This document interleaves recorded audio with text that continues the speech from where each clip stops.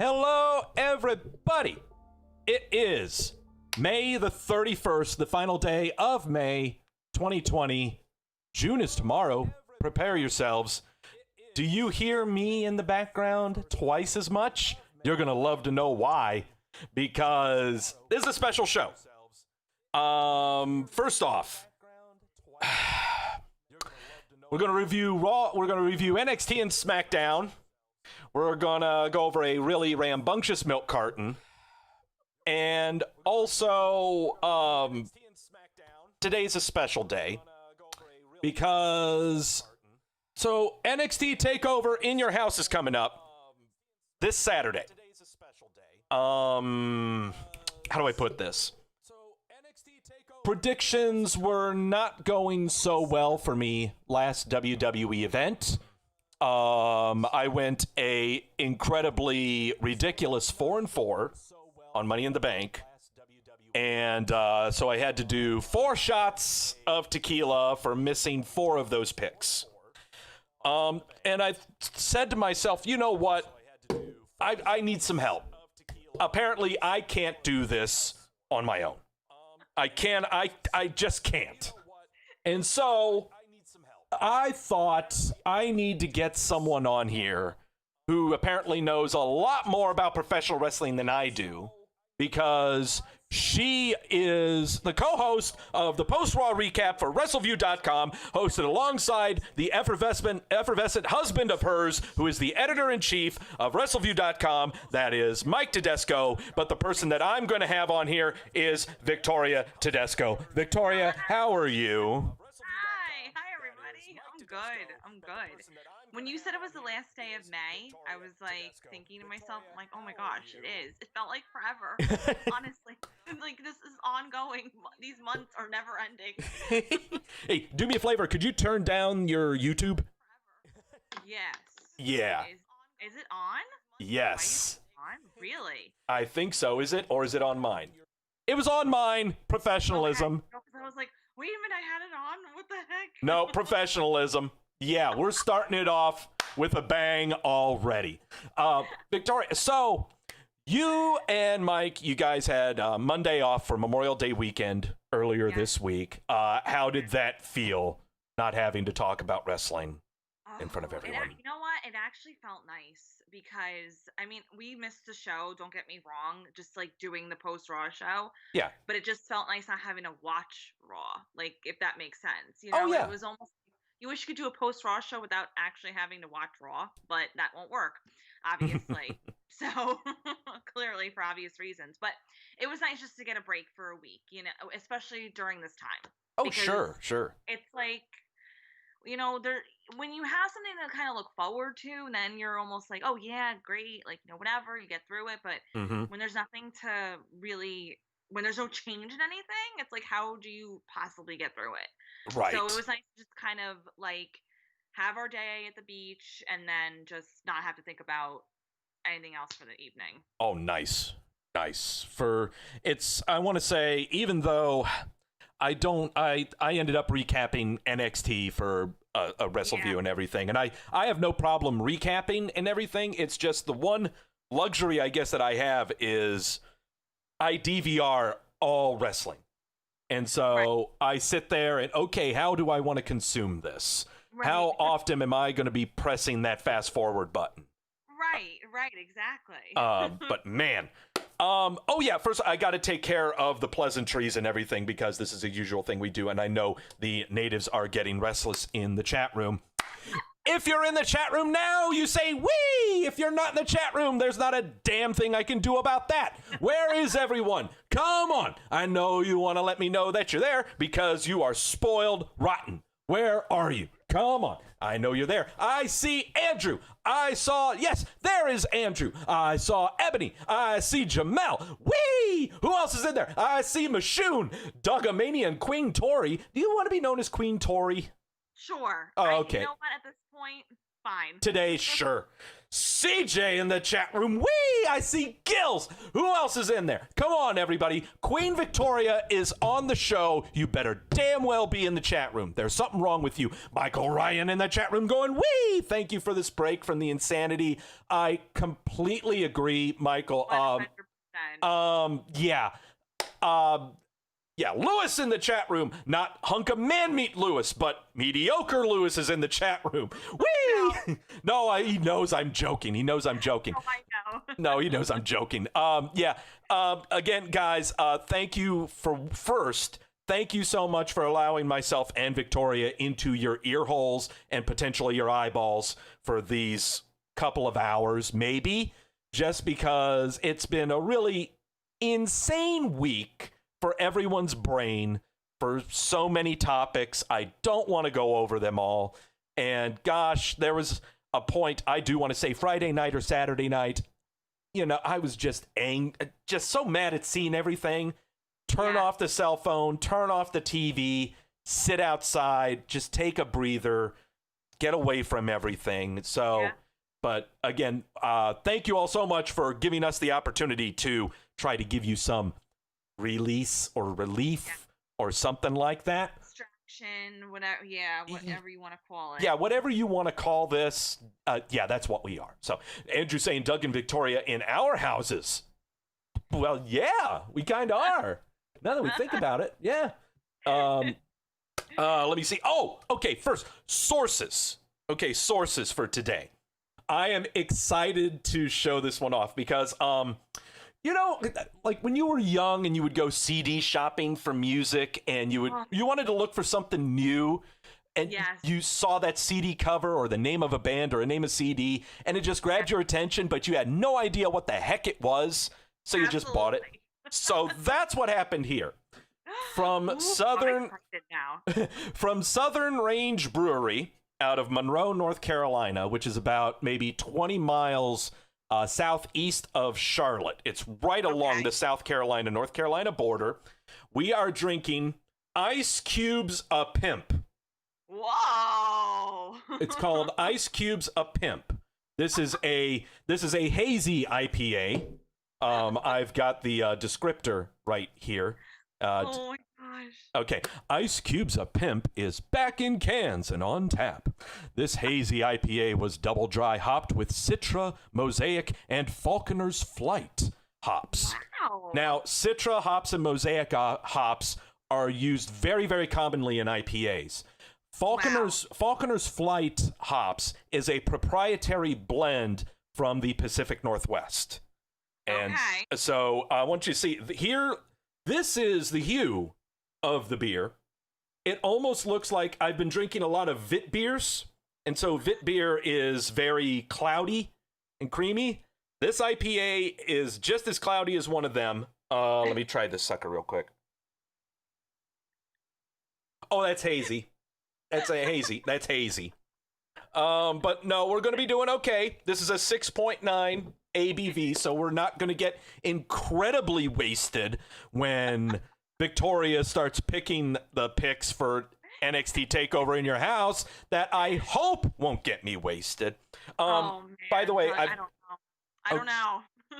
By the way, well, here's the thing. You do realize the pressure that's on you today.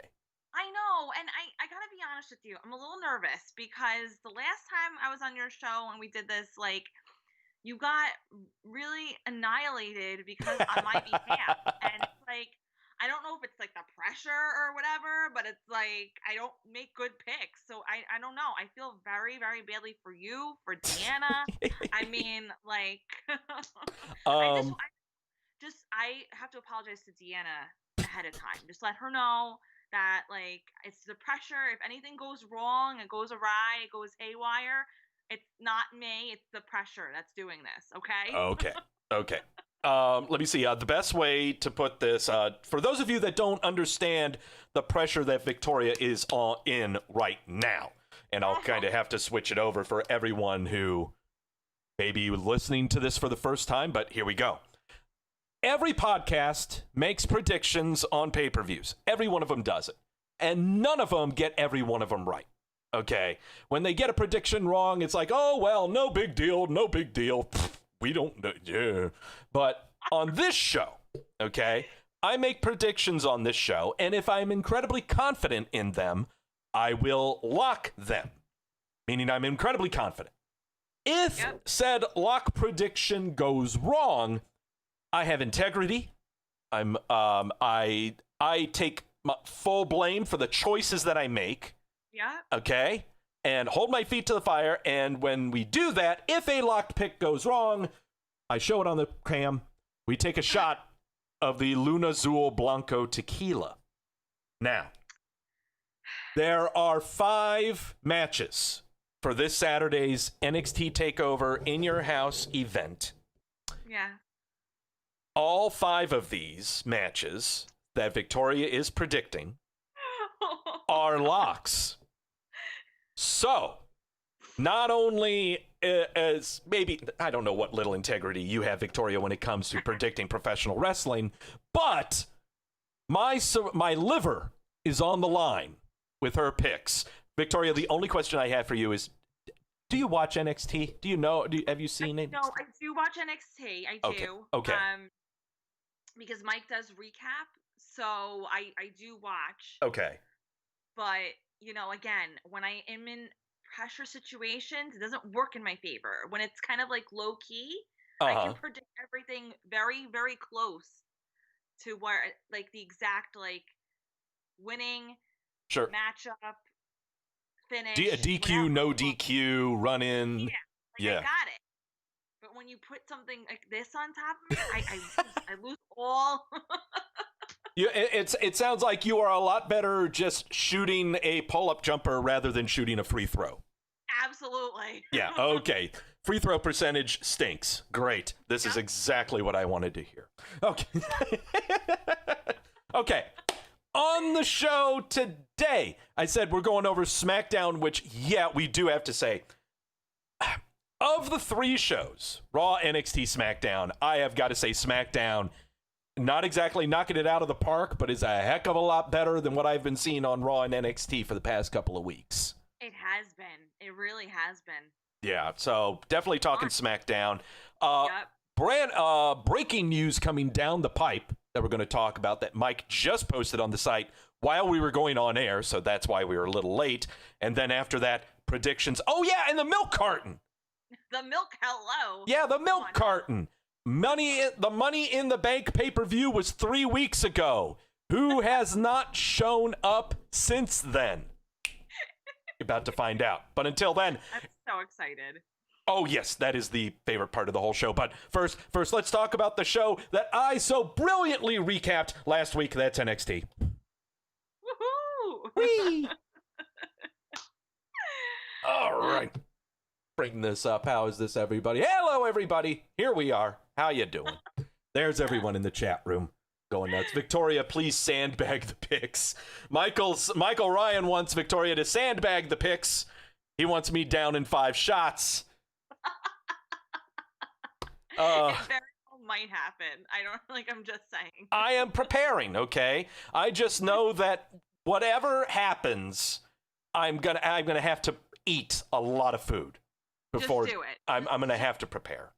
Just prepare. That's all. That's all. That's all I'm saying. All right. From Full Sail University, it's NXT with Mauro Ranallo, Beth Phoenix, and the ultimate third wheel, Tom Phillips, who rarely talks. I mean, you know, we used to think that Percy Watson was a waste of space. We used to think Byron Saxton was a waste of space. So many others. But right now, this team of Mauro, Beth, and Tom is not flying for me. Not at all. And honestly, Mauro is just overloading the mic all the time. Beth just reiterating whatever adjectives is given to her via script. And Tom, God help him, I never hear him. I think he just intros what's coming up next is all he does. I always say, I'm like, is he there? Like, I'm like, when Mike recaps, I'm like, wait, like, was that Tom? And he's like, yeah. I'm like, oh, I'm like, he's here tonight? Like, I'm like, what's he doing? Yeah. Gil's in the chat room going, bring back Nigel McGuinness. We've got news about Nigel McGuinness coming up later. we got news regarding him. But first, triple threat for the finals, the final spot in the Little Critter Interim Championship thingy, where El Hijo del Fantasma is facing off against either Kushida, Drake Maverick, or some joker named Jake Atlas, who is not even on the main roster. This, I am speaking as someone who recaps NXT occasionally. Mike does it all the time. He's the regular recapper, but when I occasionally recap it, I have to gripe a little bit. Okay, go ahead. First off, I love recapping. First off, it takes me back to when I used to do E-Feds when I was in middle school. Okay, you know, just writing the match and how it would play out and everything. It takes me back about 25, 30 years practically. And so I love doing this. Number one, I hate covering Little Critter matches. I hate it. Only because I'm very thorough in my recaps. Yeah. I'm going to describe every move that's happening. I'm going to try to put you right there front row so you can see what's happening. Want the vividness. I get it. Listen. Yeah. After covering this match and with the help of DVR, because I can't imagine not doing this without a DVR. You can't. And I'll go ahead and just play this little clip of Jake Atlas and Kushida doing things on the outside. I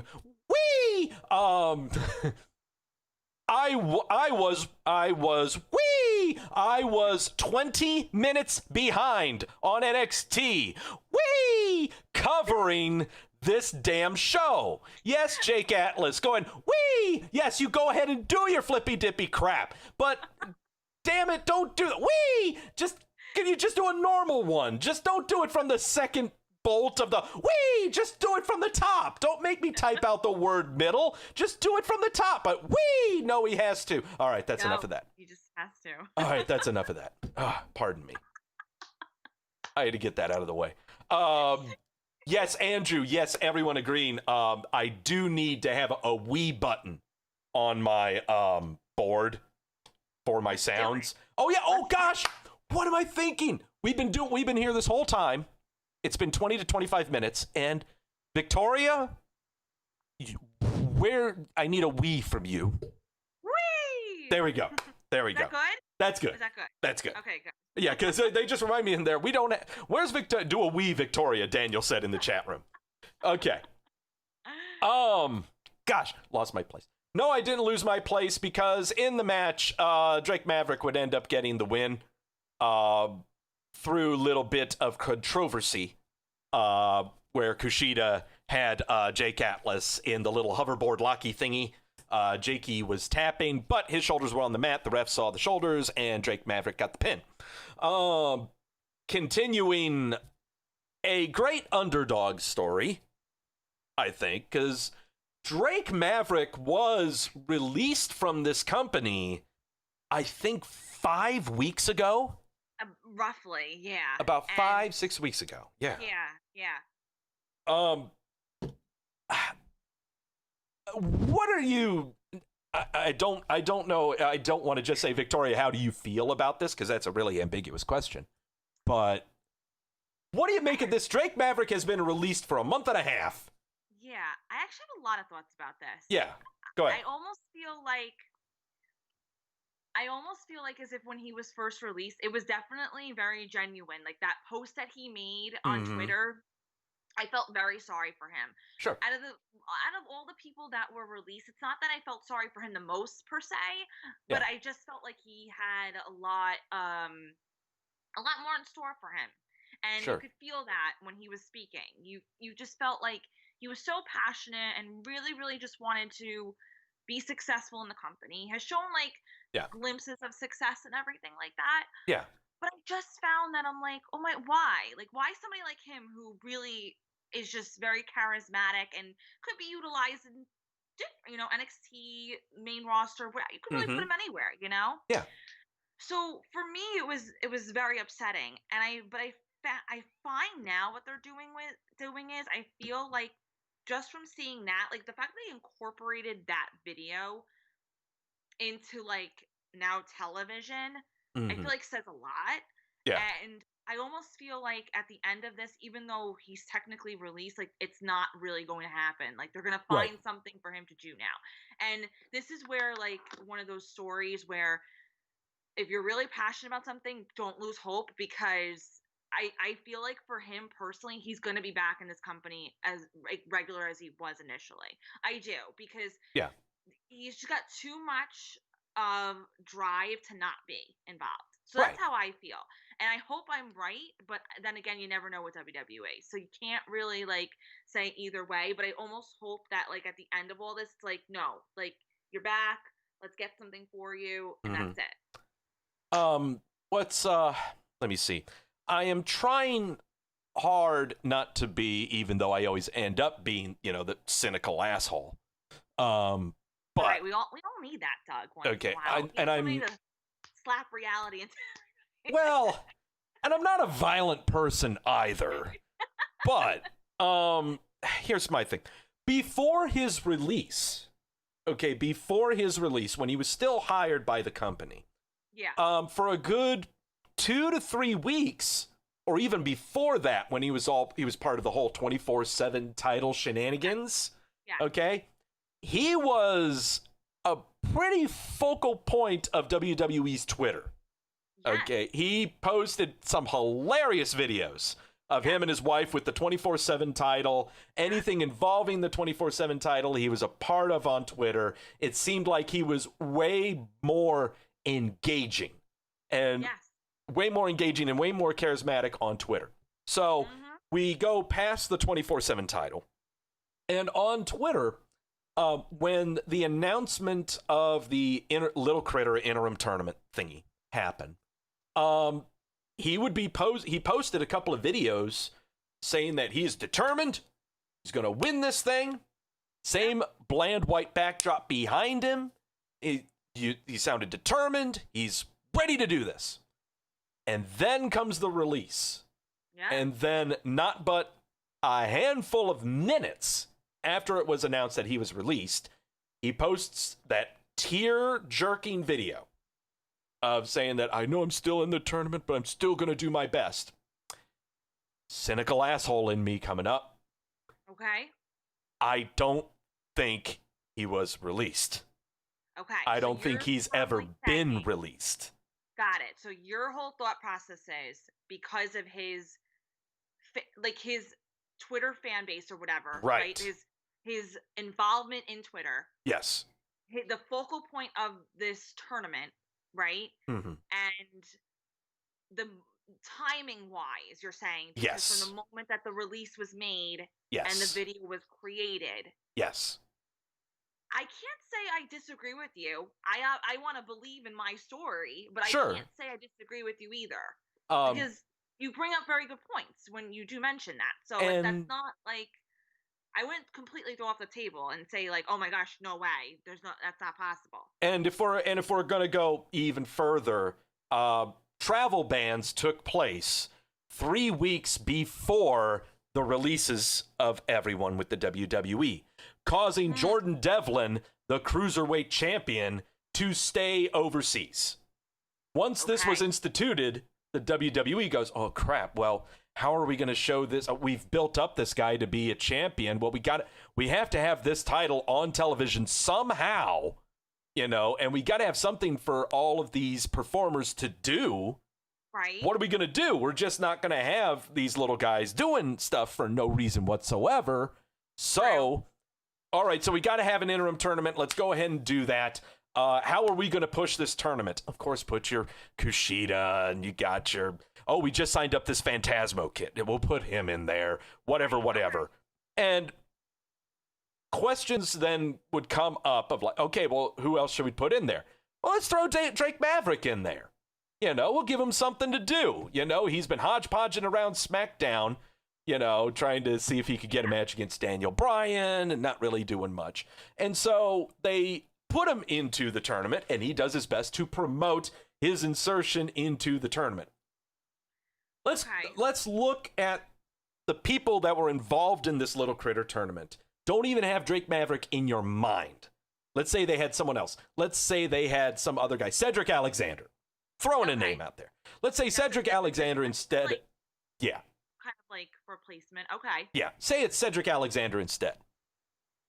Would you even care about this happening if Drake Maverick and his recent release were not in it? No. Okay. No. That is a fair. I have to say that's with a fair statement. I would not even have thought of the guy. Yeah. Had there not been a story behind it. This has been the story behind the entire tournament. It is not the only other stories that we can think of about the tournament is Los Luchadores hijacking people and shoving them in an SUV. There you go. Oh, hey, look at that sexy hunk of man meat. Lewis is in the chat room. Whee! Okay. So yeah, that's our 2 cents and a nickel. Do what you will with the Drake Maverick. To say, Doug, no, I like how you broke that down because I did not really put that much thought into it as far as that, but it does make sense. And I do think, though, that you have a lot of great points by mentioning that. Right. So I actually, now my brain's going to be like looking at all this stuff. Well, I don't know if this is what someone with a mild case of autism does. I don't have that. But that's one thing you have to do. Is whenever you see stuff happening in pro wrestling, WWE and otherwise, you have got to constantly be thinking there's a reason this is happening. Well, you know what's funny? A lot of what happened with me over the years, like, I was very much like that in terms of thinking, like, oh, yeah, this is definitely, and I still have that mindset. I'm not saying that, but after becoming a mom, it's really funny. Like, those, like, little tearjerker, like, moments, I'm like, oh my God, I feel so bad for him. Yeah, like, yeah. Like, you just want to give him a hug and everything. So some of my logic kind of goes out the window, and I'm like, oh my God, he really was released. And like, oh my God, I feel terrible for him right now. Me, I think throughout most of my life, whenever I've heard anyone like tell me like, Doug, you're the greatest person ever, I look at him like, all right, what's your angle? What's your angle here? What's your line? What's going on? What's going on here? Come on. No. Don't try that. No. All right. So Drake Maverick is going off to face El Hijo del Fantasma for the Little Critter interim title thingy. Coming up later tonight, there's going to be a lot of other matches, including a wacky-ass cage match that I have got to talk about. Okay? So Doug is 20 minutes behind trying to cover this show. Johnny Gargano comes out, and his wife Candice LeRae, they say words, and it's the Johnny Gargano Invitational. Who is his opponent? Candice LeRae hands him a piece of paper, and his opponent is Adrian Alanis.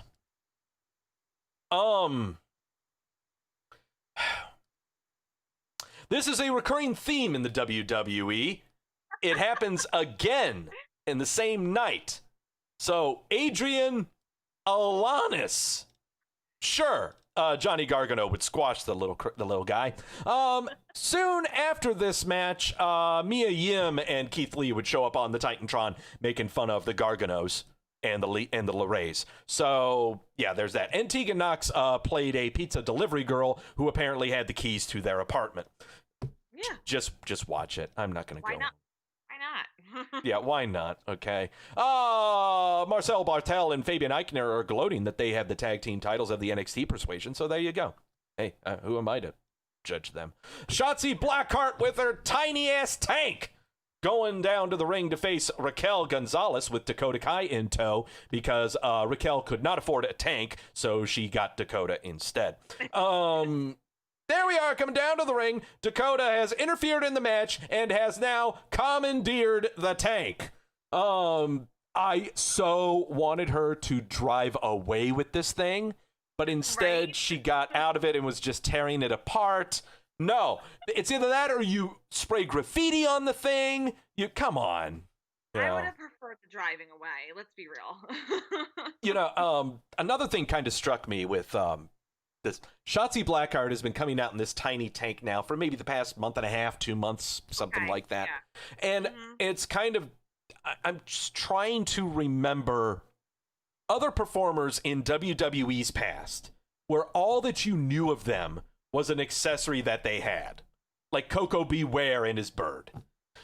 Okay, and that's what I'm trying to think of, like, Max Moon and his bazooka of sparkle, stuff like that. Obviously, with the with the sock. Oh yeah. I mean, that's just like a given.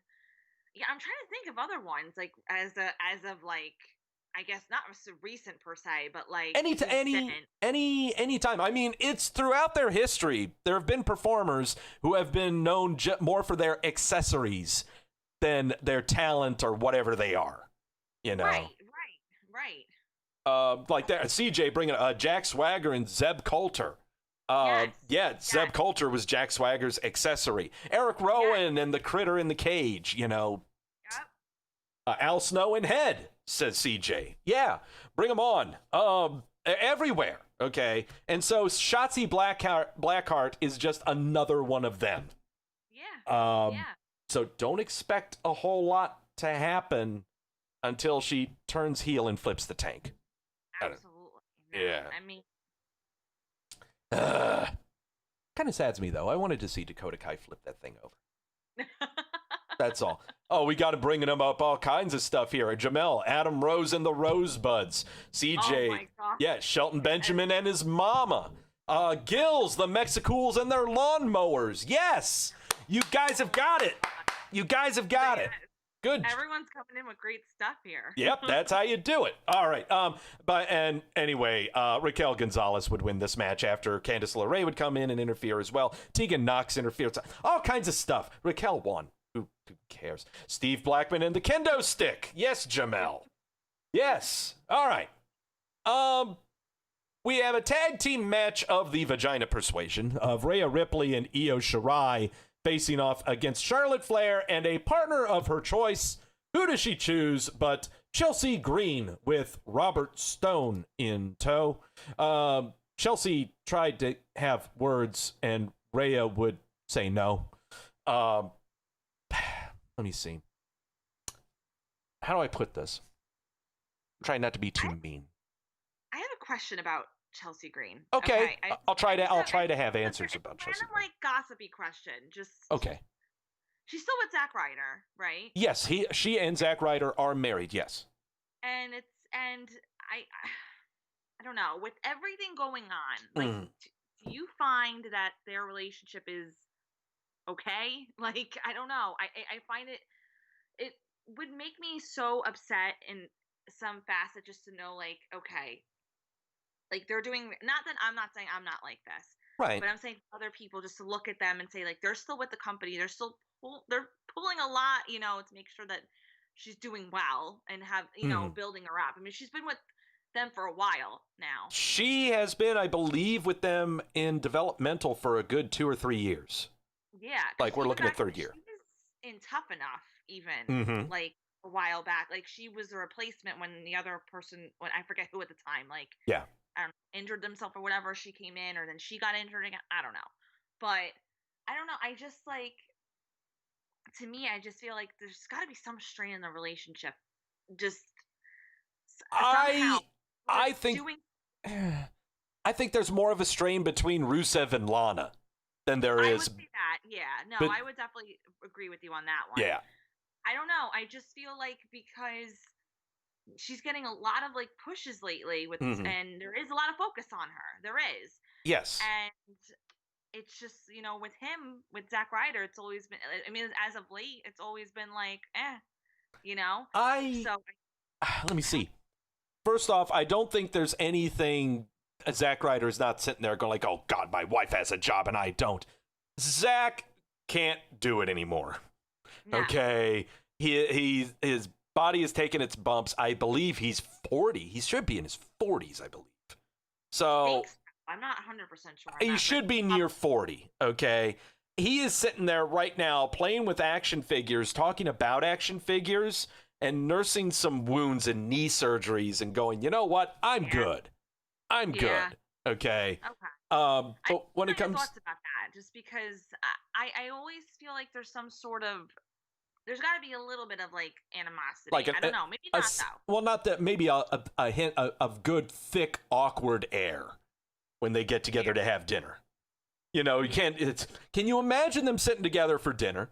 And, you know, they talk about the work day. Chelsea goes, well, I've been pushed into this program here involving these three that are going to be having a match. And I think they have something lined up for me in the next 2.5 months, maybe 8 or 9 weeks. Things are looking okay. I'm going to be on TV here for the next few episodes. So I may not be home that much. What are you up to, Matt? Oh, I've got an order coming in next week. I'm waiting for my Amazon Prime package. I'm waiting for a few Amazon Prime packages. I'm needing some new elbow hinges for these guys over here. Okay. And the thing is, there's nothing wrong with that kind of conversation. Okay. No. Yeah, it's just an awkward. You would love to be a fly on the wall. A fly on the wall that's a pro wrestling fan. Because there's so many people, obviously, like, you know, with is it Peyton Royce with Sean Spears? Yes. Okay, yes. Yeah, so, yes. Like, they're in 2 different companies, Renee Young and John Moxley, like they're in different companies. Yeah, Adam Cole and Britt Baker. Yeah. Right, and Britt Baker, yeah, absolutely. And yeah. It works out. I'm not saying that, but when somebody's like actually physically not working and was released and whatever, and then it's like there's so much focus on that individual and they're kind of on the upswing. I've always kind of thought about that, and I don't mean to go in. I know this is not where the conversation you meant to go with this match was, by any means. I was just curious. No, it's fine. It's fine. Going through so again, we've got Chelsea Green is Charlotte Flair's partner. Charlotte Flair channels her inner DX. Sure, I guess. Whatever. I'm sure that would make Andrade very awkward. Speaking of couples, there are a lot of wrestling couples now I think about it. There are. All right. Yeah, Charlotte Green and Chelsea Flair. Chelsea Green and Charlotte Flair would end up winning the match. Later on the YouTubes, on the WWE account, we would get an interview with the victorious Chelsea Green and Robert Stone, where Chelsea Green would then fire Robert Stone. She is no longer affiliated with Robert Stone, which caused Robert Stone to kind of joke. She's joking. No, she's joking. You're joking, right, Chelsea? And go chasing after her. Yeah. So this just leads to, I think this just leads to Robert Stone possibly getting Aaliyah. Aaliyah was trying to get Robert Stone's attention, and so Robert Stone will bring Aaliyah in, and we'll try something there. I'm waiting. Here's my take on the whole Robert Stone thing. I want him to constantly fail. He is fantastic. Okay, he's absolutely fantastic. He is not supposed to have a dominant faction or a dominant family of any kind. Okay, he is like that though. You need him. You do. You need him just as much as you need people who are dominant. You need people who aren't. And I find that so true. You need the people who are gonna just kind of like flop, fail constantly. Yes, you need that. You need it. Guest referee Kurt Angle for the cage fight had been meeting with Matt Riddle and Timothy Thatcher to apparently describe to them what the hell's going to be happening. Adam Cole and William Regal would have negotiations? Why? I don't know. But it's apparently Adam Cole and Velveteen Dream will be going after Adam Cole's NXT title coming up at the Takeover in Your House thingy. But William Regal will be deciding where. We have another cinematic match coming up between Adam Cole and Velveteen Dream. We will talk in depth about that. I have got ideas about what I want to do. I got ideas, I got ideas, but they are not locked, so I can just go free range and say whatever the hell comes to mind. Tomato Ciampa is making his way to the ring to face off against Leon Ruff. Not Adrian Alanis. Leon Ruff. I am waiting for, here comes Karrion Kross, and his jobber opponent is Roland Maines. Anyone. Come on, bring them on. Come on. Adrian Alanis, Leon Ruff. What other former or not appearing wrestlers are we going to switch names around on to make them... come on. Bring it on. Roland Maines is who else? Who else is coming up? Juan Cino. Yeah, just Spanish guy. Yeah. He's done it before. He did it before. Come on. Who else? S. Lie instead of R-Truth. S. Lie. Who else? There we go. CJ going with Trip Bradshaw. Who else? Who else? Come on. Bring them on. Bring them on. Leon Ruff, Adrian Alanis. Come on. Bring them on. You guys are creative in the chat room. I know you're going to think of some here. Who else? Come on. Chunk Logan. Come on. Go on. Let's go. The Mediocre Soldier. It's not the Ultimate Warrior. Who else? Come on. Come on. Come on. Oh my God. Why am I blanking here? Edward. Yeah, there we go. Gills with Renee Dewey. Oh, come on. Come on. I'm going to say the Wiz because if you do the M backwards, yes, then you get a W, so. Yes, CJ with Michael Shawns. Yes. Yes. Bring them on, guys. Yes. All right. Yes, let's have some fun with this. I want a thread on this on the Facebook page. Okay?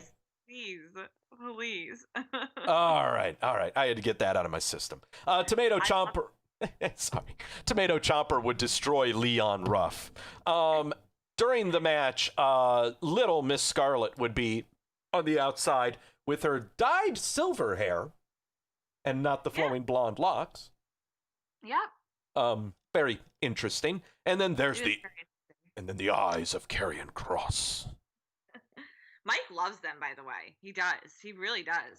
What, the silver? Yeah. Or the he what? Does.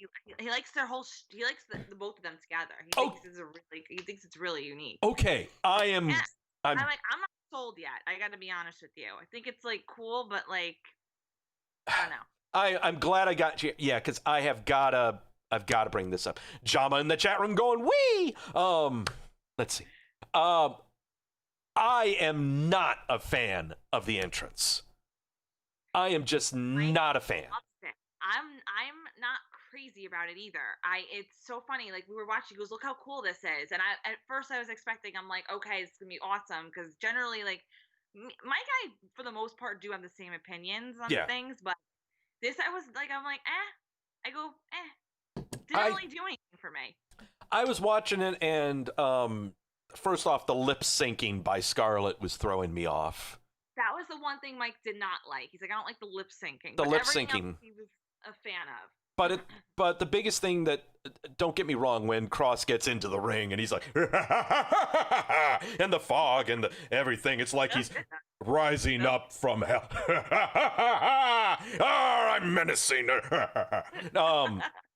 My thing with this is, this would not fly in a live audience. No, I agree. I have to agree with you on that one. There's no way this would fly with a live audience. Okay. No. So that leads me to, I am wondering what this is going to look like when we do get live audiences again. Because you're going to get crickets. I do. I don't really see people reacting much to it. I think people are just going to kind of sit there. I think it's going to be as if you don't have a live audience. Yeah. To be honest with you.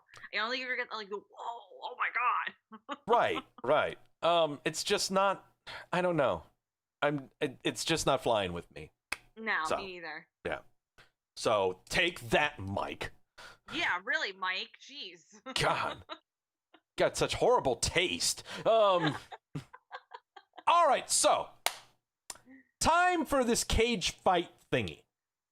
At first, we were hyped up for Matt Riddle versus Timothy Thatcher steel cage match. And then it was later said that the guest referee was going to be Kurt Angle. Well, Kurt Angle was released from the company, but they brought him back. Okay, so what? They brought him back. Whatever. I'll throw you a bone. All right? If I could possibly find a picture of this cage. Here we go. This cage, first off, It encompasses the perimeter of the ring. The turnbuckles and posts were taken out. So it is just inside the cage. And there is a walkway on top of this cage. So imagine UFC Octagon, but in parallelogram form. Yeah. With a walkway up on top. So to say, you know, if you're a cameraman looking down on the Octagon, that's where you would stand to look down. It had, yeah, it had scaffolding is what it was. Let me see. First off, later on today, news on Matt Riddle that is incorporated into SmackDown. We're going to be talking about that later. Okay. As a person who recaps NXT and recaps professional wrestling, I want to first take a sip of the sources, clear my throat, take deep breath.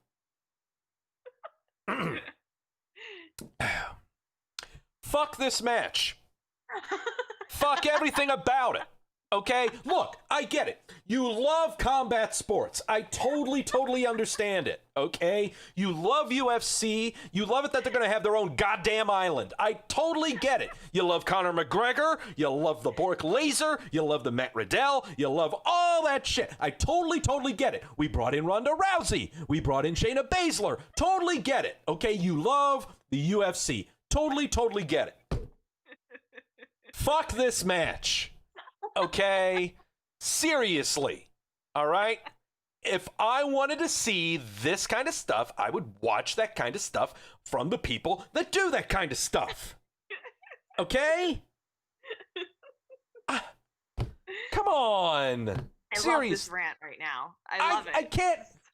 Fuck this. Okay, now, apart from whatever the fuck this thing was, what are we doing with Timothy Thatcher now? By the way, this guy, whatever the fuck a Timothy Thatcher is, he won this match. So congratulations, Timothy.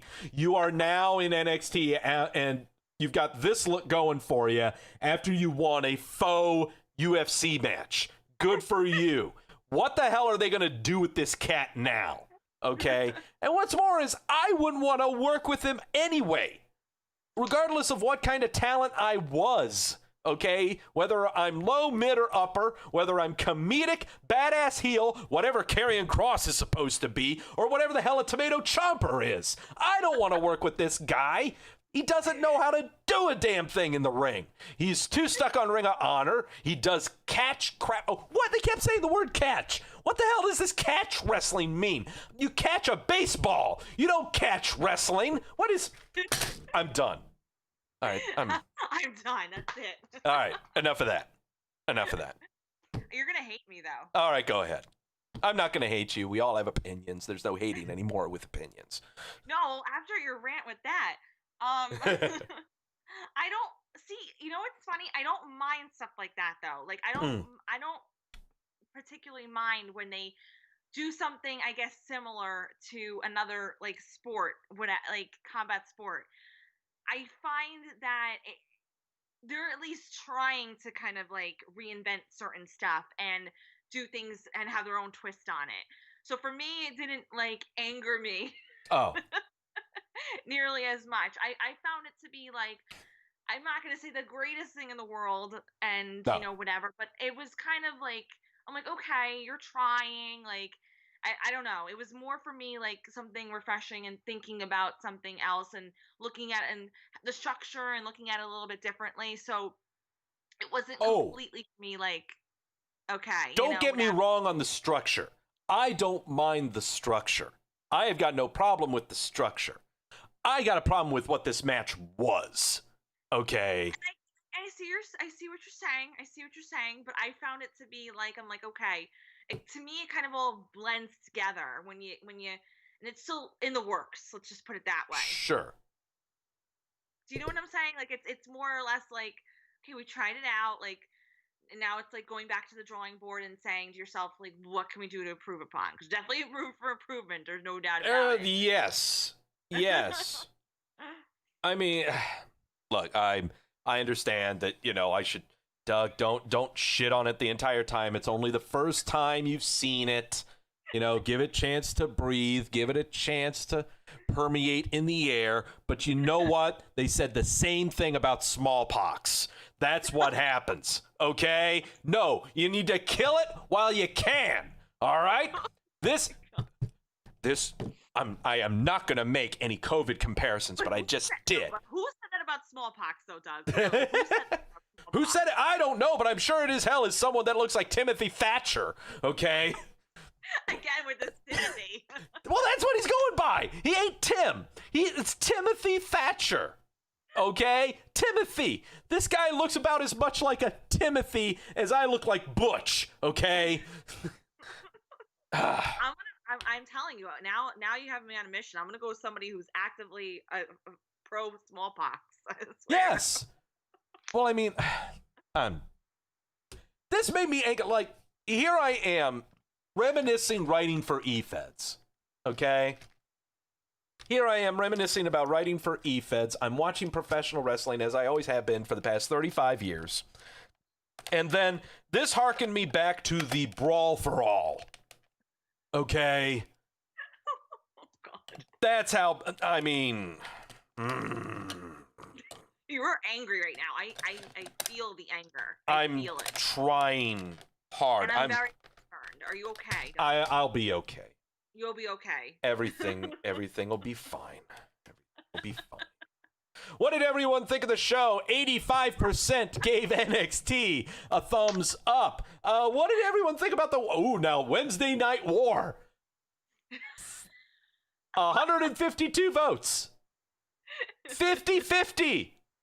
Who won Wednesday night? Can you believe that? Wow. Yep. No winner. No winner.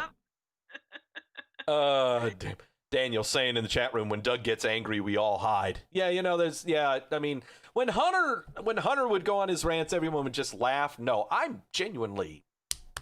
Jamel saying I'm entering Jim Cornette territory? No. I will never go that far. Okay. No, Mike gets pretty, crazy with his rants. Yeah, Cornette, I'm sorry. Jim Cornette had his take on the Stadium Stampede match from AEW Double or Nothing. Whatever. Okay, it was I say that match is match of the year. By far. Because it's something that we needed. But James Cornette has to have his serious professional wrestling. It's got to be serious. It's got to tell a story. It's no fun whatsoever. Yep. Okay. So that's what you get from that. Okay. And again, NXT always gets the positive rating because no one watches NXT. So, all right. Friday Night SmackDown. Big announcement of someone joining up onto the brand. People leaving the milk carton. Yeah, we got people leaving the milk carton. Someone got a brand new contract and showed up on the show. And, we get to talk about everyone's favorite topic when it comes to professional wrestling. If it ain't cage fighting, it's drunk driving. Oh, God. Oh, come on. I love the intro into the scene. All right, let's start off this show with Elias getting injured for the 243rd time since being signed by the WWE. But this time he was hit by a very nice-looking car, it looks like. But it's not dented at all. Windshield is perfectly intact. Tree is still standing. And Renee Young, looking as pink and black as she ever could be, reporting what she has seen. Apparently someone dressed in a black t-shirt and black pants fled the scene immediately. The police, in their ever-intrepid nature of detective work, look through the car. Piece of paper falls down from the visor. And they start calling out for Jeff Hardy. Oh, and they find a bottle of booze that a cop cleverly smells and gives a very big reaction to, because, you only give that kind of reaction if you smelled hooch. So, they find Jeff Hardy covered in smudge all over his face, clutching his stomach and grunting and stuff, and being led away by Jamie Noble and the policemen. we think, first off, if this were actual policemen and this actually happened, oh God, this would be made more gruesome than you can imagine. Okay. Oh yes, absolutely. First off, I love we got Michael Ryan who in the chat room there. Michael Ryan going, God, this Jeff Hardy angle was just so effing fucking disgusting. Daniel saying this company playing off a real life situation. No, guys, he's framed. I'll fill you in. That it's a framed job. Yep. It is times like these though that I love it when people get had. Love it, love it, love it, love it. People having a cow over this. Yeah. But this isn't the first time they've done this with him. Do I need to show the program between him and Samoa Joe? Come on. It's not the first time. I get it, but I get where the frustration is and I get where the anger is. It's like, yes, I totally agree with you. This is supposed to be a situation like framed, right? Mm-hmm. But it's like, do we really need to, with this story, do we really need to go to that level?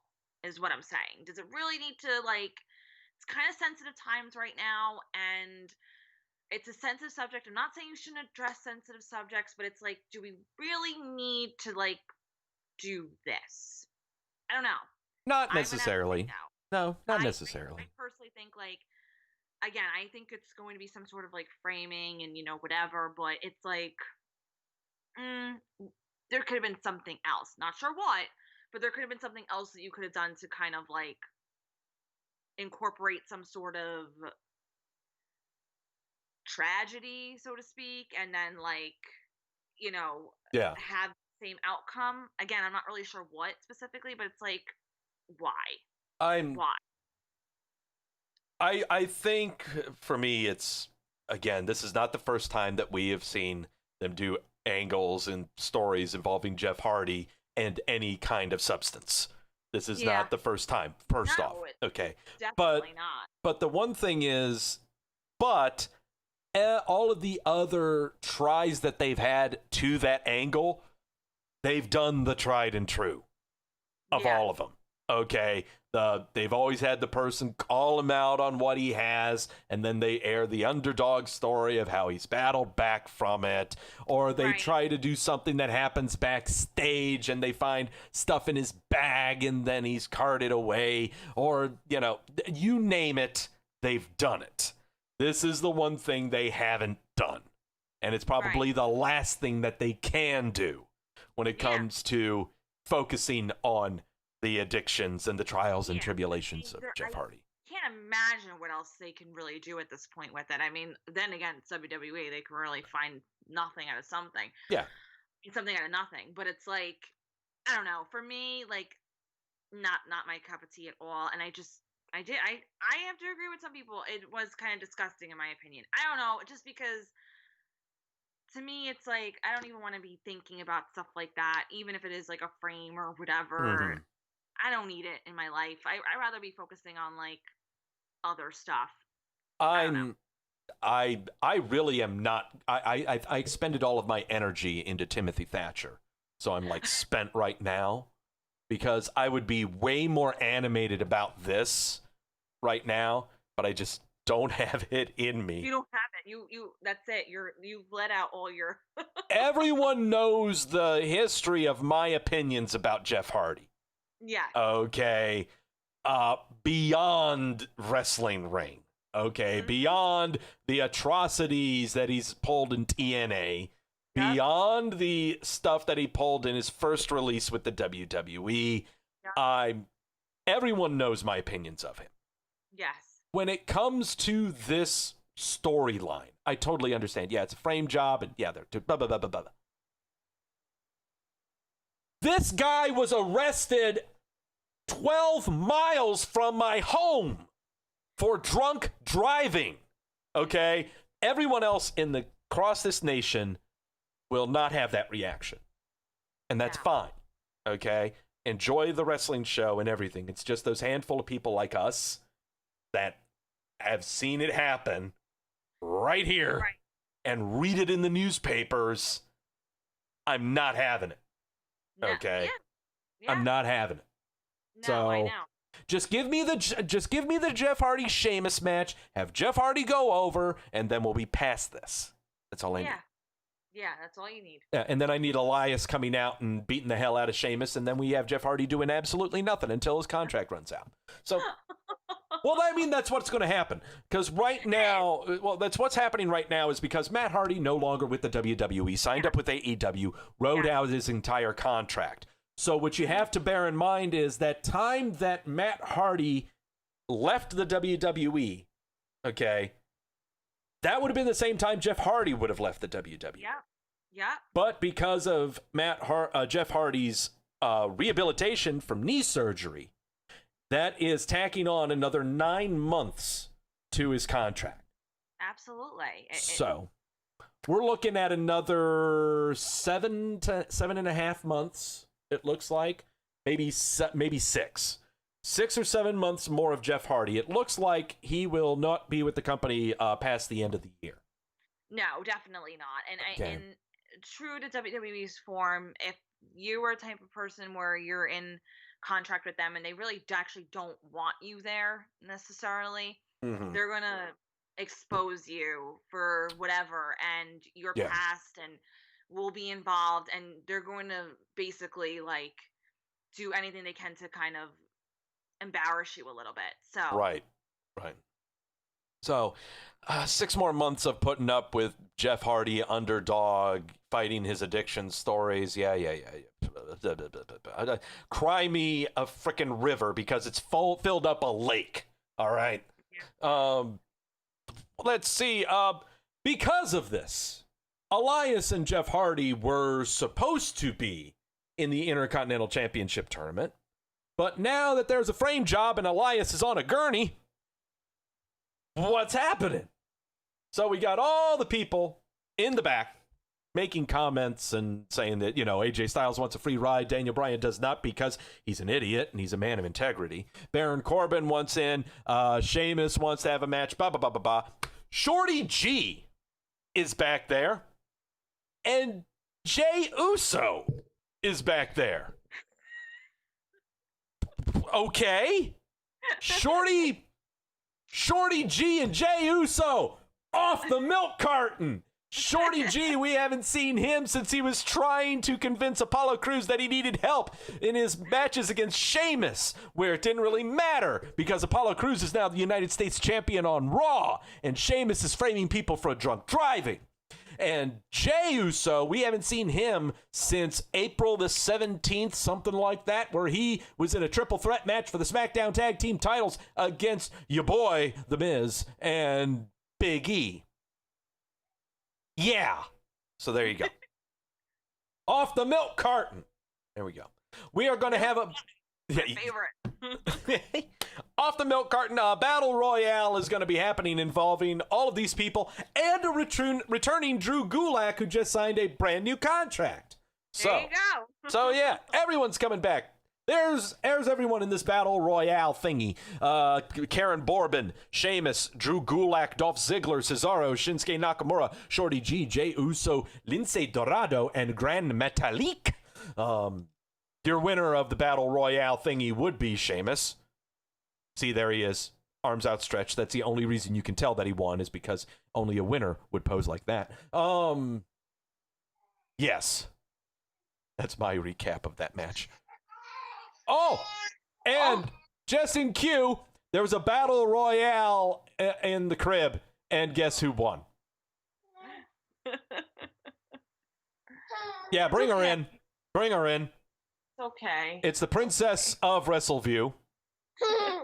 It's okay. Here is the Princess of Wrestleview. We have Tiny Human. She missed her mommy. Oh no, honey, what's the matter? It's okay. It's okay. Oh, dude. You might need to switch one. Yeah, I think I'll take over for you. Dude. Okay. Yep. Slight intermission. No, you're all right. Hot tag. Hot tag. Hot tag. There's only so much Daddy can handle. As right. You can tell, I've been destroyed here. Hot tag in, ladies and gentlemen. This is not Victoria Tedesco. This is her husband and the editor-in-chief of Wrestleview.com, the effervescent Mike Tedesco. Hot tagged in. Well, actually, who did the hot tagging here? Was it Lily or you? No, it was me. So we were just going over SmackDown that you ended up recapping, and we're ending with this battle royale thingy that went down. I want to get that battle royale. Yeah, I want to get your opinion though. After that, we've got to talk about Miss Sonya Deville. Yes. I'm glad I've got you on here because you apparently, what The Miz is to Victoria, Sonya Deville is to you. Big fan. I am. What can I say? Yeah. Her promo work has been off the charts. Just flat out off the charts. This match with Lacey Evans, who now Lacey Evans seems to be supplemental talent. Trying to push up Sonya. Huh. Well, I mean, Lacey had her little had her little shot at Money in the Bank, I think it was, right? Yes. And and also leading up to kind of like WrestleMania, she had that thing going on with Sasha Banks and the daughter and all this and that. Yeah. So she had her little turn, and there's only so many spots in the women's division. So yeah, now it's time for Lacey to take a back seat, and now up comes Sonya Deville, who I thought, like, when the whole thing happened with Mandy and Otis, I was like, oh, well, again, there's not going to be any room for poor Sonya, but it looks like Sonya is the one who is going to come out of this, feud as the bigger star, in my opinion. Oh, yeah. Between her and Mandy, absolutely. Oh, yeah, absolutely. It looks like they're inserting Mandy into that valet role, and there's nothing wrong with that. She can handle her. It's not a critique of her stuff in the ring. I think she's fine in the ring. But I think she's fine everywhere. Yeah. Everywhere she's fine. But but Sonya right now, this is interesting that this is kind of a slow progressing build up for her, in that right now we've got to kind of admit on SmackDown, yes, Karen is your main heel and Sasha Banks alongside, so we're looking at Sasha doing the inevitable swerve and the babyface turn is coming. We know it is. Who knows when? Slow build, percolating, sure. But the room for other heels, there's not many. There are not many female heels on SmackDown right now. And Sonya can easily fill this in the badassery heel? I don't know. Maybe. Yeah, she definitely could. I know I put in my recap, and I'm basically just going to be repeating because it's my opinion, right there for the whole world to see. Yeah. I thought when she came up that just based off her background, she's before she came up pre Ronda Rousey. Mm-hmm. I thought like she had a legit MMA background. I mean, yeah, she wasn't like a big deal by any stretch, but she had done it. And usually anybody that they bring in from that world, for whatever reason, they just know what it's like to get your ass kicked. Yeah. Because everybody at some point has had their ass kicked in the octagon or in boxing or whatever. They can sell, but they also, bring off an aura of believability because they've been there, they've done that. It's an actual combat sport, so like their punches seem a little crisper because they're basically delivering their punches, but just pulling back just a little bit. They're always like a complete package. And I was like, God, this Sonya Deville is a great look. She's very marketable because, being, an open member of the LGBTQ plus community. Yep. There's a ton of, ambassador work that she could do with the company. At parades, pride events, whatever. She'd be a great ambassador. She's got a great look. She seems like a friendly person, outside of like, her character. Yes. But all that just went away when they brought in Ronda Rousey, which is totally fine. Like obviously Ronda's the bigger star and she had to take a back seat.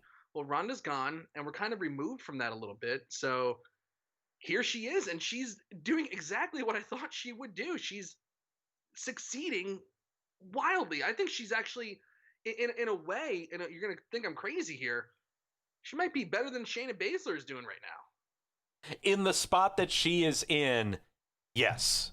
And the biggest reason for that, and it's not because of how long she was on the main roster, Right. Well, it like character work wise, I mean, Yes. like in terms of like having like a full, ready to go presentation. Like Shayna Baszler's still rough around the edges in certain spots, and she's got to figure it out quick because she's like, she's pushing 40, and like they get very phobic about people over 40 in the company. So, but Sonya Deville, she's like to me like she's ready to present. Yes. It's Sonya Deville has been marinating for a very long time. Okay, she's been marinating in this company for a long time. I think she's now approaching maybe 6-7 years, something like that. I believe NXT, she was there for maybe a good year and a half.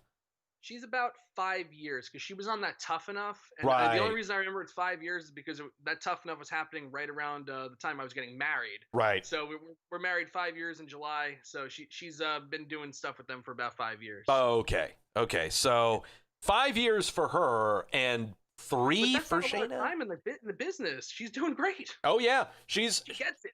And she's been on TV for a fair amount of time. Is the one that's my big thing is coming to the main roster before NXT became the main roster. She was on TV on a regular basis. It doesn't matter whether she was winning or not. She was on TV nearly every week, and the name recognition is the big one. Everyone knows who you are. That's all it is. They see the name, the face. Done. That's it. Now it's up to you to try to build up what you can. And the best way, and it seemed like they were doing the whole women's tag team tournament thingy and the titles and whatnot. Some people thought that would actually happen, but that was all a crux to try to build her up as a character and Mandy Rose as a character together, along with others, to possibly branch out. Can you imagine how stuck these two women would be if they had the tag team titles right now? That would be terrible. Actually, that would be an instance of the titles holding the holders back. Yes. For sure. Like because there's only so much you can do with. I mean, you can break them up as champions, but then you have to do that whole entire long drawn out thing. It all worked out really well. Like for sometimes in wrestling, timing's everything. Like if the Otis thing didn't take off, and like what started as like just sort of like a throwaway segment really built into something special with Otis and Andy, and all of a sudden now it's like the timing's everything. Sometimes they wait too long and it doesn't work out. Maybe they would have prime example, look at Sasha Banks and Bayley. Yes, like it finally seems like we're going to get that match, that Sasha Banks and Bayley match. But for Christ's sake, they missed the opportunity like 2 years ago when that was like red hot. Now it's going to be like at a diminished level. Bayley isn't like the face Bayley that she was, and Sasha Banks just there's a lot of ill will I feel towards her because of the sabbatical that she took, and for whatever reason people just don't like her. Right. I don't know whether it's like all those things on Reddit like, oh, she doesn't sign autographs when she leaves the hotel. It's like, well, most people don't want to be fucking most disturbed. People don't want to do that when they're leaving the hotel anyway, so right, but for whatever reason, she's got like on social media, which again doesn't really mean much. Social media, it's really just like a loud 20% of the entire population on there. But she has had a bad attitude in the past. It's always like I remember talking about on Post Raw. When she would come out, when you knew when she was losing a match because she had that look on her face. She believes her own bullshit sometimes. Yes. So, but like they missed the mark on that here with Sonya and Mandy. They hit it right at the right time. It's like it doesn't happen all the time, and look at how well it's turning out for both of them. Oh yeah, just because they struck while the iron was hot. Oh yeah, the right time to strike the iron was the big one. Right. The Tag Team Champions Summit of Alexa Bliss and Nikki Cross welcoming the New Day. They start talking about who their opponents would be. And speak of the devil, we're talking about them. Karen and Sasha Banks come on out. They start talking smack about them all, and then Alexa Bliss doing the dropkick thingy on the Sasha Banks. Karen puts Sasha Banks in a match against Alexa Bliss, and so Alexa Bliss versus Sasha Banks. The New Day is not involved in this. They're going backstage to eat Scottish pancakes. Is that really a thing? There are pancakes in Scotland, aren't there? Well, I was expecting, like, you know, because like Scotland, they always like eat with, like, you know, lamb stomach or some bullshit like that. I thought like she was gonna say, oh yeah, it's made with the fat of the lamb stomach and cow anus and like, yeah, something like that. It was just like Scottish pancakes. Okay, what is that? Nobody knows. No, but yeah, I don't know what the. I was expecting like, oh, they're Scottish pancakes, and they're pancakes with a kilt on them. That's what I was expecting. Or pancakes covered in haggis. Like I was expecting some sort of like Vince McMahon toilet humor joke there. Yes. And it just never happened. Yeah. So there you go. Let me see. By the way, on that dropkick, props to Sasha Banks for taking the bumps in those giant heels. Those really were legitimately giant heels. Yeah. Let me see. Twisted ankle pretty badly on that. I don't know. Yeah, it's kind of really rough. Let me see. In the past, since the stay-at-home orders have been brought in, and we've been seeing these shows at the Performance Center sans crowd, and we've had to rely on the performers to make noise, you know, to be a little more engaging than they are. The top tier, the number one that we think of on that top tier is Asuka. Okay, the one who, when this spiky Nerf ball thing was going on, she's the one that has stood out above and beyond everyone else, taking advantage of the situation, you know, being as outlandish as she can be, being as vocal as she can be, everywhere. Okay? My number 2 is Nikki Cross. Oh my God. This match with Karen and Nikki Cross over on the announcer's desk. That was great. I was laughing my tail off. This was fantastic. Nikki Cross standing up the entire time, cheering Alexa on. She's not even listening to a thing that's going on with Michael Cole or Corey Graves or anyone. She's just cheering on the match. She doesn't give a damn what's going on. And Karen down below just going, will you stop it? And just, I lost my shit. When there's got to be a sounder from that you can put on the board, because there was a lot of good lines in that. Oh God, the one I'm going to try to find is just Karen looking up at Nikki Cross, just going like, "Will you sit down?" And Nikki just yelling as quickly in that Scottish accent as she could, "Don't you tell me what to do!" Oh God, everyone lost it. Very reminiscent of Gorilla Monsoon and Bobby Heenan. Will you stop? Oh, will you stop it? Oh God, Michael Cole losing it. Corey Graves losing it. I got to tell you, for the one thing, I'm not a regular viewer of SmackDown all the time. I think I watch too much wrestling, and I usually take a break from SmackDown on Friday. But when I do watch it, I do have to say this about Michael Cole. He seems to be having more fun now at this point in his career than he has probably in the last 10. Good Lord, yes. You see, like, now that he doesn't have a 3-hour slog that he has to sit through and stay amped for, he's got 2 solid hours on a big network with good numbers. He seems to be like, he seems to have like rediscovered that passion. I'm not saying that Michael Cole was doing a bad job on Raw or anything like that, but he seems to like have found that extra something, and he's actually greatly improved since they moved him over to a SmackDown on Fox. He's been it is a complete 180. He has actually been like the consummate straight man play-by-play guy. I mean, not play-by-play, straight man commentator. Okay, he's just saying like it is. He has not been as redundant as he would usually be. He is not repeating what's happened for the past half hour the entire time. But that's also fed into the ear holes. My big thing is he is taking advantage of the environment that he is in. Without there being a crowd, you have the magic of editing, but you also have this, let me see, you can loosen up your belt a little bit now. We aren't as tightly wound now, you know. But they also seem to be involving him a lot more with, like, you know, superstar interaction, and he's pretty golden with that. Like the Nikki Cross thing, the Bailey thing. Mm-hmm. Who was shouting at him on? It was Sheamus shouting at him on SmackDown, and Cole's like, I don't know what I'm doing. Like, there's a lot of good stuff that's going on with Michael Cole on SmackDown. It reminds me of, I think, the first season of NXT with the matches, and got Chris Jericho yelling at him to talk about Wade Barrett more. Oh God, it just reminded me. That's where it all kind of started from. He's like, talk more. God, it just right. And we need more of that. So he might be having as much fun and might be just as loose now as he was when he was heel.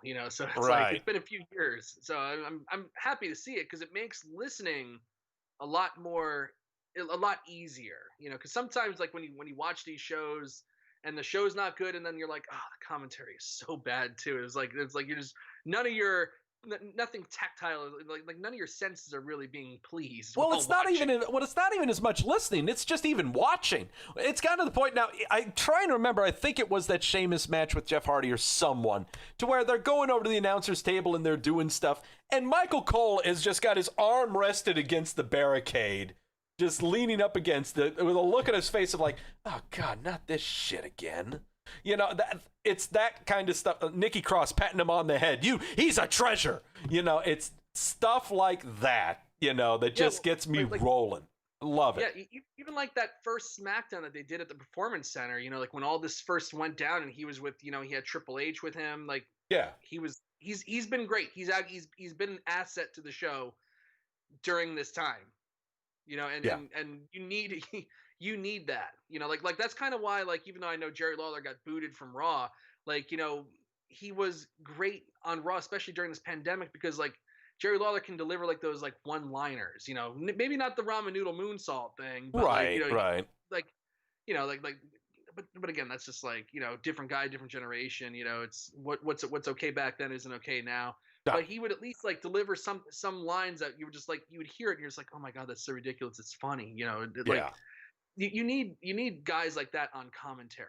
Yes. And Michael Cole's been great. Corey Graves is actually, like he was getting like Matt Striker territory, where it's like he was off good. You know what I mean? Like he started off good, and then it's like he fucking jumped the shark and died. Like that's Matt Striker's career. Yeah.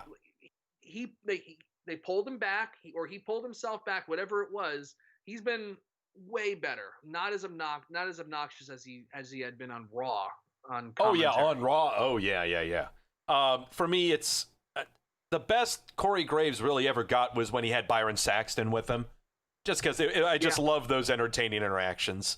Like, shut up, Saxton. I haven't said anything. I told you, shut up. Actually, I really liked him with Renee Young too. Yeah. I don't know, like there'd be certain times like they'd be doing just like a random like, okay, here's the matches that are coming up for tonight, and he would just try to crack her on commentary. Oh, There's so yeah. many great hits of Renee Young, as they would say on Botchamania, corpsing. She losing her shit. Let me see. Anyway, that's commentary. But I have to say, like, as not being as frequent a viewer of the show as maybe others are, I'm impressed with like the entire presentation of the show, and of course it's just easy to watch because it's 2 hours. That's the number one thing. It is 2 hours, and I mentioned it with Victoria. We're in agreement that of the 3 television shows, SmackDown is the best one. It is. Yeah. It's easier to follow, easier to digest. Pacing is way better. I mean, think about it. Like, who's running SmackDown? It's Bruce Pritchard. Yeah, it's Pritchard.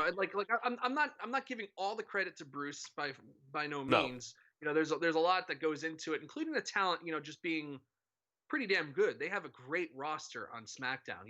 Like Nikki Cross is, like you were saying, oozing personality. There's a lot of people on that roster that can really bring something to the table.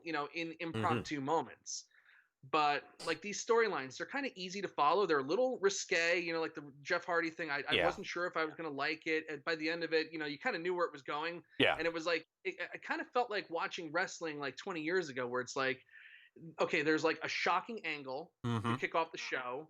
And then there's like an acceptable, fun resolution to it by the end of the night. None of this drawn out bullshit where it's like, oh, it's kind of like a Jerry Springer on steroids. It's like, these are just like simple kind of a little trashy storylines, but they work because I think I think wrestling has, for these last 10 years, has tried to be something that it's not. It's trying to be like, oh, family entertainment, we're going to have family storylines and blah, blah, blah. And it never really gets to that point.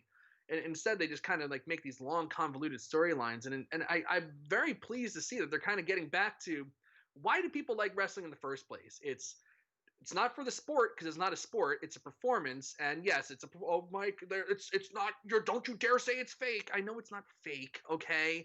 There is risk of injury, and their bodies do get wrecked and stuff like that. But at the end of the day, it's a really weird form of performance art.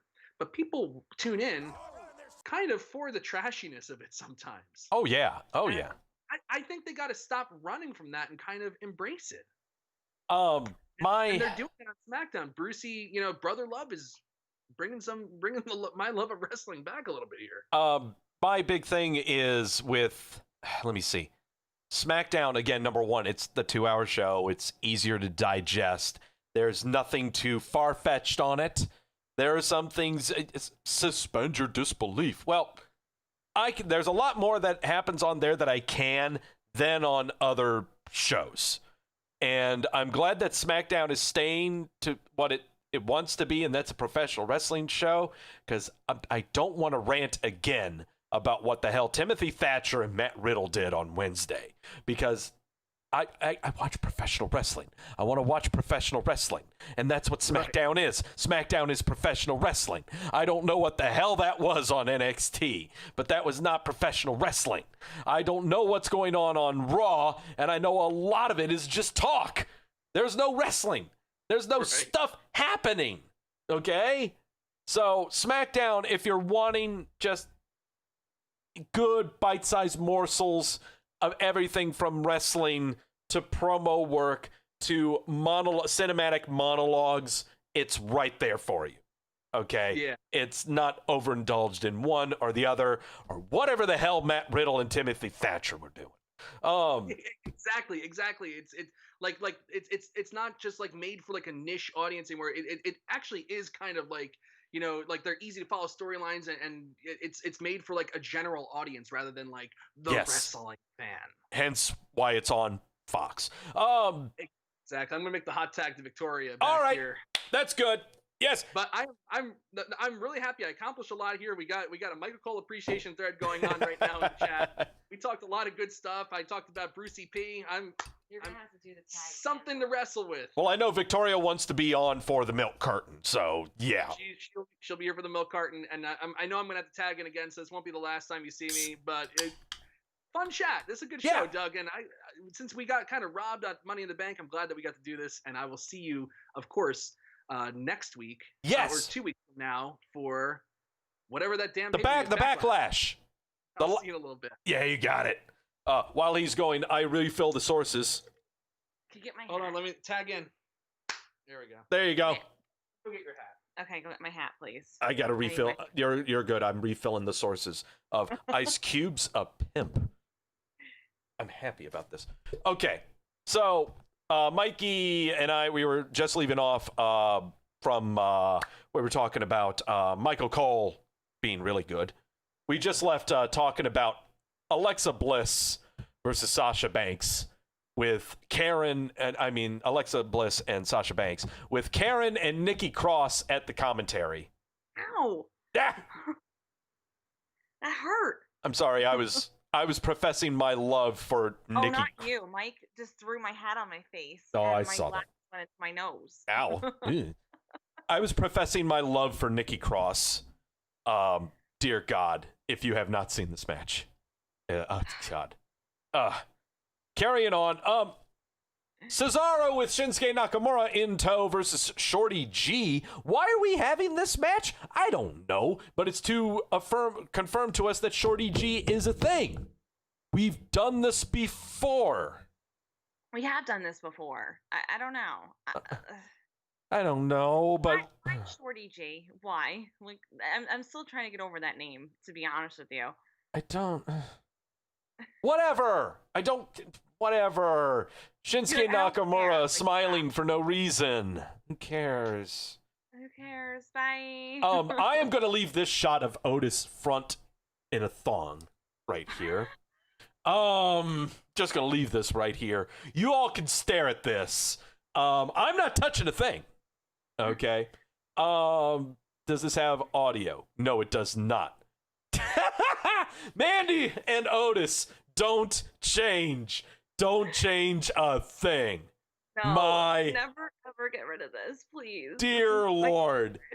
Okay.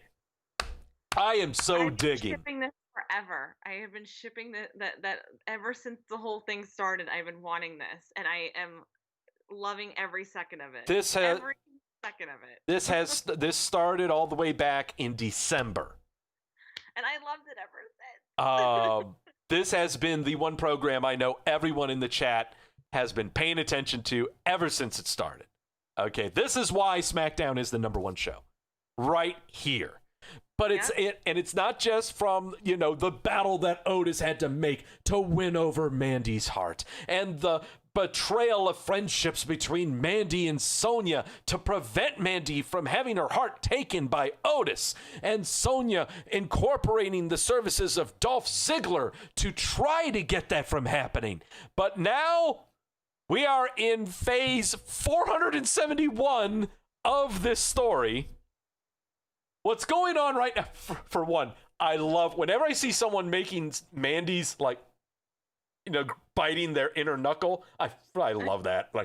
Oh, God, I love that. I think that's one of the best facial expressions you can give. So, Otis has the Money in the Bank briefcase. And Mandy Rose alongside Otis because, God damn it, dreams. So, all right. We saw this a couple of weeks ago where Otis and Braun Strowman teamed up to go against John Morrison and your boy The Miz. And after the match, Mandy walking down the ramp, Braun smitten, Otis about to slug him with the briefcase, but then goes, "Oh, no, boy, no, it's all good. Let's dance with Mandy. Let's have a good time." That got my brain's gears turning, because that's what I am seeing with this nearly every week is Otis, that lovely little dumpling. Damn it, you just can't stop smiling when you see him. Then comes out Mandy to distract you. Then, bam! Otis smacks you. This is prime for a heel turn of some kind. Oh, yeah. For definitely. a long time, okay? For a long time. Not right now. But, oh, man. Is it going to be good? Is this going to be good? But you got to keep... Now, when we do this turn, Otis cannot suddenly become badassery heel. I mean, his vocabulary cannot suddenly go into college level. No way. Okay? No way. It's got to be now... Otis still loving that he's with Mandy and that he's the champion, but Mandy is the evil mastermind. Yep. Okay. And that works out perfectly because obviously Mandy is very good with being that that bitchy heel female, yeah. and the manipulation and everything else.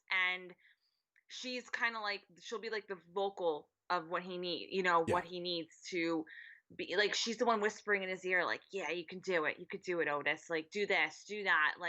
She just has to enforce it, but he'll be the one to actually implement any type of the physicality of it. So that would be perfect. He can't be the typical heel. He can't go in there guns a-blazing, oh, well, all of a sudden, like you said, I'm a good talker, I'm this, I'm that, I'm whatever. No, definitely not. But he can if she's behind it, then he definitely can do it 100%. What I'm looking at is just when it comes to a heel turn of sorts, it's Mandy, of course, being heel and being the evil mastermind. But with Otis, he is your oblivious heel. He is the one who's just taking in the advice of the lovely Mandy Rose and he's showing off that, hey, I've got a title, I've got this thing, and it's all because I love Mandy. And Mandy's like, you're right, honey, I do love you. I really do love you. But I gotta let everyone else out there know why you're champion. Okay? Exactly. And why people have to watch their ass. And Otis be like, well, okay, people are watching asses. I'm champion. Hi, Mandy. You're beautiful. That's kind of what the dynamic is that's what I'm seeing, and it makes me sad that, gosh, here we go. And here's one of my sad people that's no longer with the company. This is what I had envisioned Lana and Rusev. When Rusev first came, one of the biggest reasons why I loved the Rusev character, apart from being a foreigner heel, because that was just frosting on the cake. The reason I loved the character was because this was a mad robot, a machine, destructo robot, controlled by a powerful female. Yeah. Where it was Rusev would lock in the accolade, and he would not let go until Lana gave him the okay too. Exactly. And that is such a good kind of like take for women too. That like, even though like Rusev was this Bulgarian brute, like very strong and obviously very like his physical stature, but the fact that Lana was the one that called the shots. She was the one behind the muscle, so to speak. Yeah, that's what I loved. I loved that. Absolutely loved it. Gosh, and that didn't mean that the ceiling was lowered. You couldn't imagine Rusev being a world champion or Lana being in the ring or anything. It was a great act to have. Yeah. So, but again, I got my new Lana and Rusev. I've got Mandy Rose and Otis. And which is kind of, listen, you don't expect somebody like Otis to get Mandy Rose. No. So this works out perfectly. It works out tremendously perfectly. The swerve will happen, but it's going to be for a while. News coming down the pipe from Kurt Angle on the show. Matt Riddle is going to be on SmackDown. Great. Fantastic. Are you telling me I'm not going to have to see that stupid fucking... Okay. It's not going to be on... All right, fine, whatever. Finally, since Sheamus won the Battle Royale, he faced off against Daniel Bryan because Daniel Bryan wants to have a match and he wants to get into the finals of the Intercontinental title tournament fair and square because he's a big dum-dum. So, Daniel Bryan versus Sheamus. Poor Daniel Bryan. He's the one that wanted a match. He said he wanted a match. What the hell's his... Yeah. Yeah, but what's the the mocking here? Like, what's the slide shade that you got going on with Daniel Bryan? Come on, Doug. I'm sorry. Come on. If you're smart, you wouldn't want to wrestle a match to move on. I would have been like AJ Styles. I've been like, look at that. Elias is on a gurney and Jeff Hardy's a drunk. Well, it looks like we got our finals. I don't know what to tell you. I'm not going to... So AJ Styles did have to go 6 feet under. Yeah. So he did have to do something in order to kind of like hold the spot too. And look, my integrity, I've already spent too much on my integrity for things, okay? So, tequila withstanding, I'm allowed to purge that integrity every once in a while. There you go, Doug. Okay. Daniel Bryan would win the match against Sheamus because Jeff Hardy came out and distracted the Sheamus after he seemed to be distracted himself. And yeah, so Daniel Bryan won the match. So your finals for the Intercontinental title tournament thingy that Sami Zayn does not have anymore. It will be AJ Styles versus Daniel Bryan. What did everyone think of this show? We don't know, because we didn't put a poll up there. But I'm pretty sure everyone would have loved it anyway, because nobody watches SmackDown. All right. Time to get on with the news. Breaking news happening today that we're going to be filling you in on. Lots of people leaving companies, people entering companies, and yes, we always end the news with good news. Always have good news. So, yeah, let's get this out of the way. Injury list, and then the best part of the show. everyone loves the best part of the show. It involves a milk carton. Let's start off the stuff with a report coming down the pipe from last Wednesday. Vince McMahon stating in a deposition that he was not going to be bidding for the XFL in bankruptcy court. Earlier in the month, creditors told the Atlantic publication that they believed that McMahon was going to try and buy the XFL out of bankruptcy court in Delaware. Well, Kevin Seifert of ESPN noted in a deposition filed in the bankruptcy court that McMahon would not be a bidder for the XFL. There we go. That's all I got to say about that. I'd never watched a game of the XFL, and nor did I really care about it. You know, Mike and I actually watched when it was back on, and surprisingly, it was not too bad. Like, actually, our neighbors downstairs, the young college kids, they were watching it. Yeah. And they were really into it. They were like screaming for like hours just watching. It was a nice kind of like alternative if you were a football fan. So, what happened? Huh? Pace of play was faster, as Mike said. Oh, sure. Pace of play. I get it. Yeah, they're not as much. The clock was a lot shorter or something. Did I interrupt you when you were on? Get out of here. Are you cooking eggs right now? Yes. Oh my god. Oh my god. Anyways, no, we actually really liked it. It was something to, if you really were craving that football, it was kind of nice to watch. So it is, for me, it's a shame that, you know, for him, like, that again, this is kind of getting out of the way here, and then he's not going to be really successful with it. But you never know. You never know. Maybe there's hope. Who knows? Nafisa Dot in the chat room says, "Wee! Love and marriage. Breaking news today from our intrepid reporter Jerome from the other side of the country. A match has been removed from AEW's Dark show on Tuesdays due to one of the performers' past racist and homophobic slurs. AEW Vice President Cody Rhodes announced yesterday that the AEW Dark match between Clutch Adams and Shawn Spears was not going to be part of the show. The match was removed after it was recently revealed on the Twitter machine that Adams has a history of making racist and homophobic slurs. I'm going to put that right up there. I'm not going to say a word. I shouldn't have to say a word. You guys can look it up for yourself on the Twitter. Just type in Clutch Adams and you'll see tweets from 2013 where he called Tony Ramos a effing something else. Then he misspelled it and saying Tiny Ramos. So, yeah. Good job, Clutch. Yeah, really. Good job, Clutch.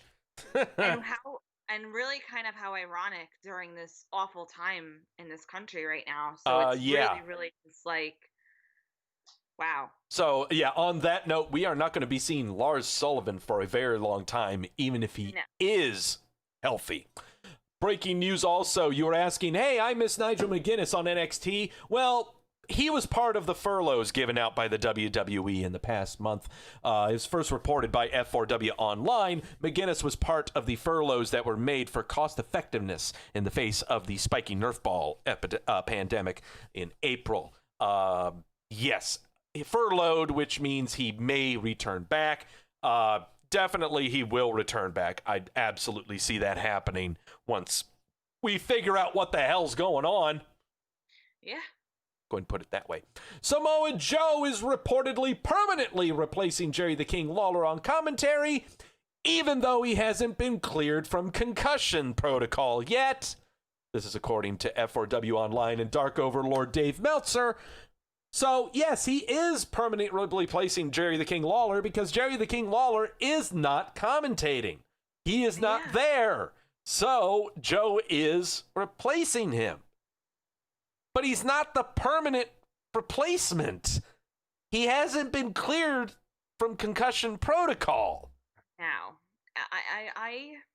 well, let's do it this way. I've been enjoying Samoa Joe. Oh, sure. On commentary, there's no doubt about it. And I think it's a smart move, obviously, just with Lawler not like I don't know why to begin with Lawler was there, just because again I was just with his health and everything like that. I'm like, he's older, he's more susceptible, he's immune compromised, he shouldn't have been on. Yeah. But I enjoy Jerry Lawler, and I kind of hope that Joe will be able to get back to the ring eventually. I mean, I know with this whole concussion thing, it's tough to say like to get that clearance, but for me, it would just be nice to see him back in action, back in the ring. I felt like he's had moments where like there's definitely always been a push, but it's like he's never really got to ride anything out successfully from start to finish. So I hope that eventually it gets to that point for him. This guy, ever since signing with the WWE, going through NXT and then coming up to the main roster, this guy has yet to be on WrestleMania. Yeah. Due to his injuries, he's never been on WrestleMania. Right, Okay? he's injury prone, and it's like he could be one of those guys commentate, but wrestles when you need him. I don't know. I do not see him ending his professional career until he is at WrestleMania. Me personally, I need to see it. So if he doesn't do it for me, then I don't know what to tell you. Like, I've got him booked for WrestleMania against Drew McIntyre for the Raw title, okay? Right. So, no, he is performing, okay? Because I don't know shit about professional wrestling. He needs to have, like, more than a minute match on WrestleMania. Oh, good Lord, yes. WWE creative team member Chris DeJoseph was reportedly released from the company earlier. You guys might recognize Chris DeJoseph. He's the guy who dressed up in a thong and did a lot of pelvic thrusts during the Attitude Era. Report made by Dark Overlord Dave Meltzer stated that DeJoseph had recently been promoted before being let go. That doesn't make any sense. The reason for the release is not known in full, of course, but it is said it had nothing to do with the recent cost-cutting releases due to spiky Nerf ball. So he's gone. Dark Overlord Meltzer claims that he had a promotion, but they let him go anyway, and it has nothing to do with cost-cutting with spiky Nerf ball. Okay. We will be glad to see you in AEW, where instead of Big Dick Johnson, you will be known as Large Boy. I don't know. I'm trying really hard here. I'm running on fumes. NXT performer dude Double D Dominic Dijakovic is reportedly heading to Monday Night Raw, according to F4W Online's Dark Overlord Dave Meltzer. He indicated on his Saturday edition of Wrestling Observer Radio that Dijakovic was heading to Raw, but is not known when that will happen. Wrestle Talk reported last week Dijakovic was being called up to the main roster. However, they didn't indicate which brand he was going to. You know what? Can we be any more ambiguous? You know, someone, I'm going to tell you right now, over on NXT, they've got this cat over there, this Velveteen Dream. He's getting called up. But I can't tell you when, and I can't tell you which brand he's going to be on. But he's called up. He's been called up. Dear God. Come on. No. Well, here's my thing. I know we can't wait forever for the whole, like, pandemic, obviously, because we're going to be here for a while with everything going on. But at the same time, it's like I don't know how wise it is. Maybe something like Velveteen Dream, because he's a little bit more how do I say it? Like, people know a little bit more about him even if you don't actively watch NXT. But to bring up like people who you don't really, if you're like a casual fan, like, and you're putting it on intermittently, like during this time, it may not be the best decision to make right now. So I just don't, because I was debating with Mike about this. I don't think Nia Jax should have been like brought back immediately. But then I thought about it. I'm like, okay, Nia Jax, she obviously has been established. People know who she is. that's fine. Like, because then we don't know when it's going to be over. But with somebody like this, it's like, do you really want to be building somebody up when you don't really have a whole lot going on, and you can't get crowd reaction, can't do that? I don't know. I don't think it's the best decision. You see, Dominik Dijakovic has only been on television once in the past 5 weeks. No is not the time to call him up. He hasn't been on television for almost a month. No one's going to know who this guy is. But if that's what we're hoping, and you're going to repackage him, maybe give him a different name, call him Dominic Jones, please. Yeah, because we learned this from Michael McGillicuddy. Somebody said in chat before that his name's going to be shortened in like 2 seconds when he comes up. I forget. I don't know who said it, but they said, yeah, absolutely. That's definitely going to happen. Oh, yeah. Just call him Double D. Dominik Dijakovic, but just call him Double D. Okay? Yeah. Oh, God, please. But I'm very weary of this. By the way, once again, Drew Gulak, he signed up to a new contract with the WWE. Let's see, does anyone have the terms? Nope. He's just been re-signed by the WWE, so everyone place your bets on when he'll be leaving. Place your bets. Mm-hmm. All I'm saying is keep your eyes on the wrestling news sites, because you're going to keep seeing news about his contract, tying it into AEW and everyone else to try to build them up and everything. They did this crap with so many others. Prepare yourself. That's all I'm saying. You never really know what's going to happen. Yeah. And you can't hold anything at face value at this point. Yeah. And by the way, speaking of people that love talking about their contracts, but nothing after actually really happening to it until it actually happened, the guys formerly known as the Revival debuted on AEW last week. Yeah, which is why I should have covered AEW today, but I thought not to. Just because Deanna's never heard me talk at length about how great Vicky Guerrero is. And so I feel like that would be a rift in our relationship if she realized how much I adored Vicky Guerrero. And when she sees what Vicky Guerrero looks like, it makes it doubly painful. So that's why we did not cover AEW tonight, guys. Sorry. By the way, speaking of other former WWE people who have been released by the company recently, Deonna Purrazzo appeared on Impact. Who's a Deonna Purrazzo? I don't know. She only had 4 matches in the WWE. Let's go to the Ring of Honor side. Flip Gordon signed a new deal with Ring of Honor. Who's a Flip Gordon? He had some matches against the Cody Rhodes and other people on the AEW. Is the Flip Gordon a big deal? I don't know. Go look him up. I'm not one to be the one to judge if Flip Gordon is a thing or not. Only you can decide. Yeah, I'm not going to tell you. I have to watch it. I can't make any assessment on that at all. So yeah, good for him.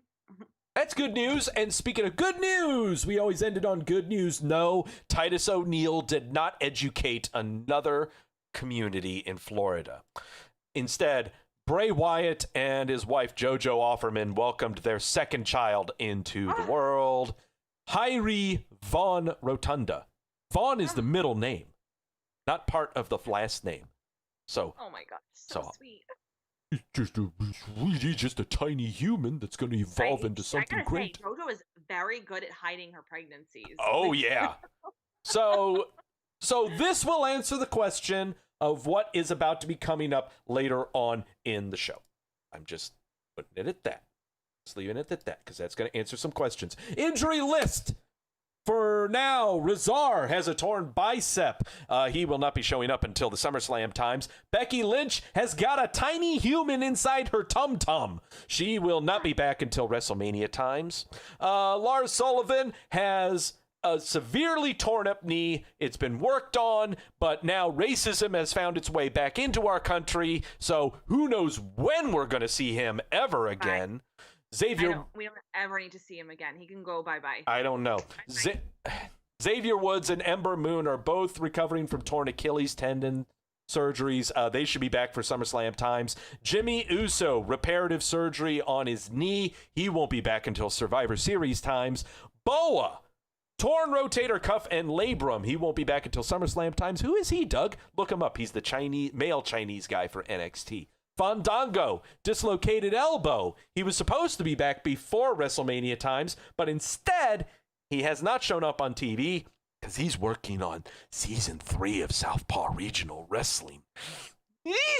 And finally, God, I can't wait. And finally, Jessamine Duke.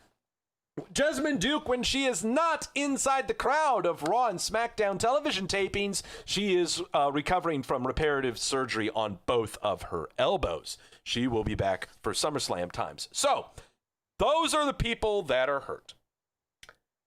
What about the people who aren't hurt? What about the people who are perfectly healthy? What about the people who haven't been on television of the WWE side, TV or pay-per-view or otherwise for, say, 3 weeks? They end up on a very special list. A special list that you can only end up on if your beautiful wife has a baby, or if you are still trapped inside the building trying to get a briefcase, but you haven't gotten out of it yet. Ladies and gentlemen, it's a WWE milk carton. Yes, it's my favorite. And I can't really think of a song to sing. Who cares? I usually sing it when Milky Way. All right. Let's start it off with what I previously mentioned. Bray Wyatt kicks off the milk carton. We have not seen him since Money in the Bank, where he faced off against Braun Strowman for the WWE Universal title of the SmackDown Persuasion. You guys know why. JoJo had a baby. There you go. It's why we haven't seen Roman Reigns. So there you go. Tamina. Haven't seen her since Money in the Bank, where she faced off against Karen for the SmackDown Women's title. I love the Karen. She is. Bailey is Karen. Okay, she's got the hair. No, she is. And I love that you refer to her as it, because that is just my favorite thing. She is Karen. Okay, I love it. I love it. Someone's going to call her out on TV as Karen, and it's going to stick. They're holding off on that until they get a live audience. Yeah. Once they're in a live audience, they will chant Karen. It's going to be Karen City. Oh, yeah. But Tamina, haven't seen her since that title match. I don't think anybody misses her. Carmella, haven't seen her since the Women's Money in the Bank match within WWE headquarters. Someone go in that building and search. Where would you find a Carmella in WWE headquarters? In WWE, okay. In the WWE headquarters, where would you find Carmella? Like locked or locking herself in or trapped inside? You know, where would she be? Okay, Carmella would be in a place where she can dance. So we have to think of somewhere that she can lock herself in and just dance for a few weeks. So that's where my take would be. One of the many conference rooms. Yes. Yeah, anywhere where there's a very big table. Wait, I'm not saying that she dances on tables. Am I? Well, I could be. No, you're not. No, I'm not. No, totally different. Doug. Yeah, totally different. Yes, for the save. Thank you. Speaking of Double D Dijakovic, Dominic Dijakovic hasn't been seen since the May 6th episode of NXT, where he faced off against Johnny Gargano to try to make Johnny Gargano a heel. This is the first, again, this is the only appearance Dominic Dijakovic has had on television in the past 6 weeks. He's being called up. Good for him. Yeah, good for him. I hope you guys can recognize him. I hope they change his name to John Smith. Xia Li. Xia Li. Haven't seen her since the May 6th episode of NXT. Who did she face off against? Yeah, here we go. Who did she face off against? She was against, where's my database? Chelsea Green. That's right, because then Aaliyah came down to the ring to try to butt in and things. Yeah, Xia Li. God, this is like the third or fourth time she's been on my milk carton. I love Xia Li. I love her look. a repeated offender. What? You want mommy again? Okay. Lily is here to suck on the milk carton. Hi, Lily! Hi, Lily! Oh, God. She has a look in her, like, her eyes grew so wide. They are. Oh, Lily! She's just in time to hear that Shelton Benjamin hasn't been seen on television for 3 weeks. We haven't seen Shelton Benjamin since the May 4th episode of Monday Night Raw, where he was part of the gauntlet match to figure out who would go after... What the hell was that gauntlet match for? United States title? What was the gauntlet match for? Mike? What May was the 4th gauntlet match. He was getting squashed by someone. Shelton Benjamin, another guy. Bobby Lashley was squashing Peach. The Money in the Bank match. Oh, the final qualifier for Money in the Bank. Okay. Yeah. Okay, so Shelton Benjamin. Yes, I'll say his name again. Last chance qualifier for Money in the Bank ladder match. It was him and Titus O'Neil. Don't worry, Titus O'Neil, he is too busy feeding, clothing, and saving all of the lives of everyone in Tampa, Florida. I don't care if this man is on TV or not. He is the savior of all mankind. Titus 2020. Casey Catanzaro, haven't seen her since the April 29th episode of NXT. Who was she getting squashed by? Candice LeRae, to confirm that Candice LeRae is super duper ultra mega heel. Casey Catanzaro is not a ninja, not a warrior, but is American. I like her. Oh, same here. She's got a great look. But damn it, I don't know. Tucker. Haven't seen Tucker since the April 10th episode of SmackDown. This was the post-WrestleMania episode of SmackDown where he faced off against Dolph Ziggler. This poor guy, of everyone that we've said has taken part of the Sonya Deville, Mandy Rose, Otis, Dolph Ziggler thing, this is the guy that's feeling it all. This guy, please, I've got a feeling he'll show back up on TV to be a foil for Otis, and then, I don't know. You gotta feel bad sometimes when there's certain tag teams that I always think that, there's always one person who's obviously more charismatic or better in the ring. Yeah. And that's fine. You kind of accept it, and I think even the other individual accepts that. But then there's other people who you generally feel bad because they're kind of like, they have the potential to be just as showcased and whatever. Yeah. And I like Tucker just as much as I liked Otis, Yeah. So it hopefully like they have something planned out. Maybe he'll be the bodyguard to Otis. Maybe Mandy, is the mastermind of two big dumb guys. Yeah, no. You never know. Yeah. Who knows? Malcolm Bivens. We haven't seen him since the April 8th episode of NXT, where he and his big, massive team of Indian guys, Indus Share, said really cool things about each other. It's going to stay like this. You're not going to see these guys for a while. They're green as hell. And Malcolm Bivens doesn't know what the heck he's supposed to be right now. Either you can be a funny guy on Twitter, or you're supposed to be a menacing, conniving guy on TV. You need to figure out what you want to be. Yeah, you can't be both. No. Big Show. Haven't seen him since the April 6th episode of Monday Night Raw, where we were shown the dark match post-WrestleMania between him and Drew McIntyre for the WWE title.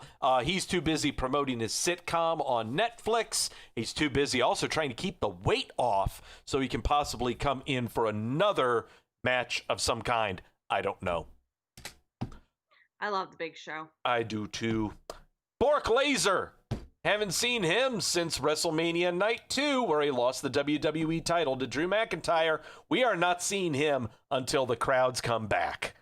I was just about to say, there's no way he's coming back until there's a crowd. No chance. No chance. He is not going to be in an empty arena ever. Mojo Raleigh, haven't seen him since Night 2 of WrestleMania, where he was trying to go after the 24/7 title. Mojo Rawley, If it weren't for Gronkowski leaving the WWE to sign up and play football for one more year, you might have had some security. This ain't looking good. No. And then you know what? I don't care. Yeah, Bye. I don't either. Bye. Bye, Mojo. Bye, Mojo. Sami Zayn, haven't seen him since the night one of WrestleMania on April the 4th, where he successfully defended the Intercontinental title against Daniel Bryan. He has since then been stripped of the Intercontinental title. He is locked in Canada, making a lot of political statements on Twitter that might cost him his job. Has he really? He's been very vocal on Twitter, and I'm not saying it's about stuff that's controversial. Okay, not controversial or anything like that. He's been very vocal about a lot of stuff that's been happening in the world. And It's not, and I want to say again, it's not bad stuff. It's just, I'm worried. Not good when you work in a company and you're a public figure kind of stuff? Yeah. I'm not saying, he hasn't said anything controversial. He's just said a lot of opinionated stuff that would cause to alienate people from wanting to watch the product. We'll just put it that way. I have to look at his Twitter later because I'm very curious now. Yeah, I mean, and again, it's stuff that he said that I agree with. I'm not saying, again, any opinions that he has is controversial. What I'm just saying is, I'm a capitalistic scumfuck. I want everyone's money. And I try my damnedest not to offend anyone so I can get everyone's money. That's how it works. Okay. Joaquin Wilde. Haven't seen him since the April 1st episode of NXT, where he lost against Kushida and was then kidnapped by Los Conquistadores and tossed into an SUV. Killian Dane. We haven't seen him and his receding hairline since the March 25th episode of NXT. Who is he up against? He was against some Jehudi Miles or somebody. It was in order to try to make Killian Dane a thing. No, that did not work out well. Killian Dane has not been a thing because he hasn't been on TV in 2 months. Tyler Breeze. Haven't seen him since the March 25th episode of NXT, where he had a match against Austin Theory to confirm that Austin Theory is a thing to pay attention to. See how everything's melding together because I feel like I saw him sooner, but I did not. That's crazy. Now, first off, Tyler Breeze has been performing on 205 Live, so it's not like he's been missing work. Also, this actually worked because Austin Theory, since his match with Tyler Breeze on March the 25th, had made his WrestleMania debut. He is only the ripe age of 22 years old and has been on television every day since then. So, looks like it worked. What's this guy's name? Riddick Moss.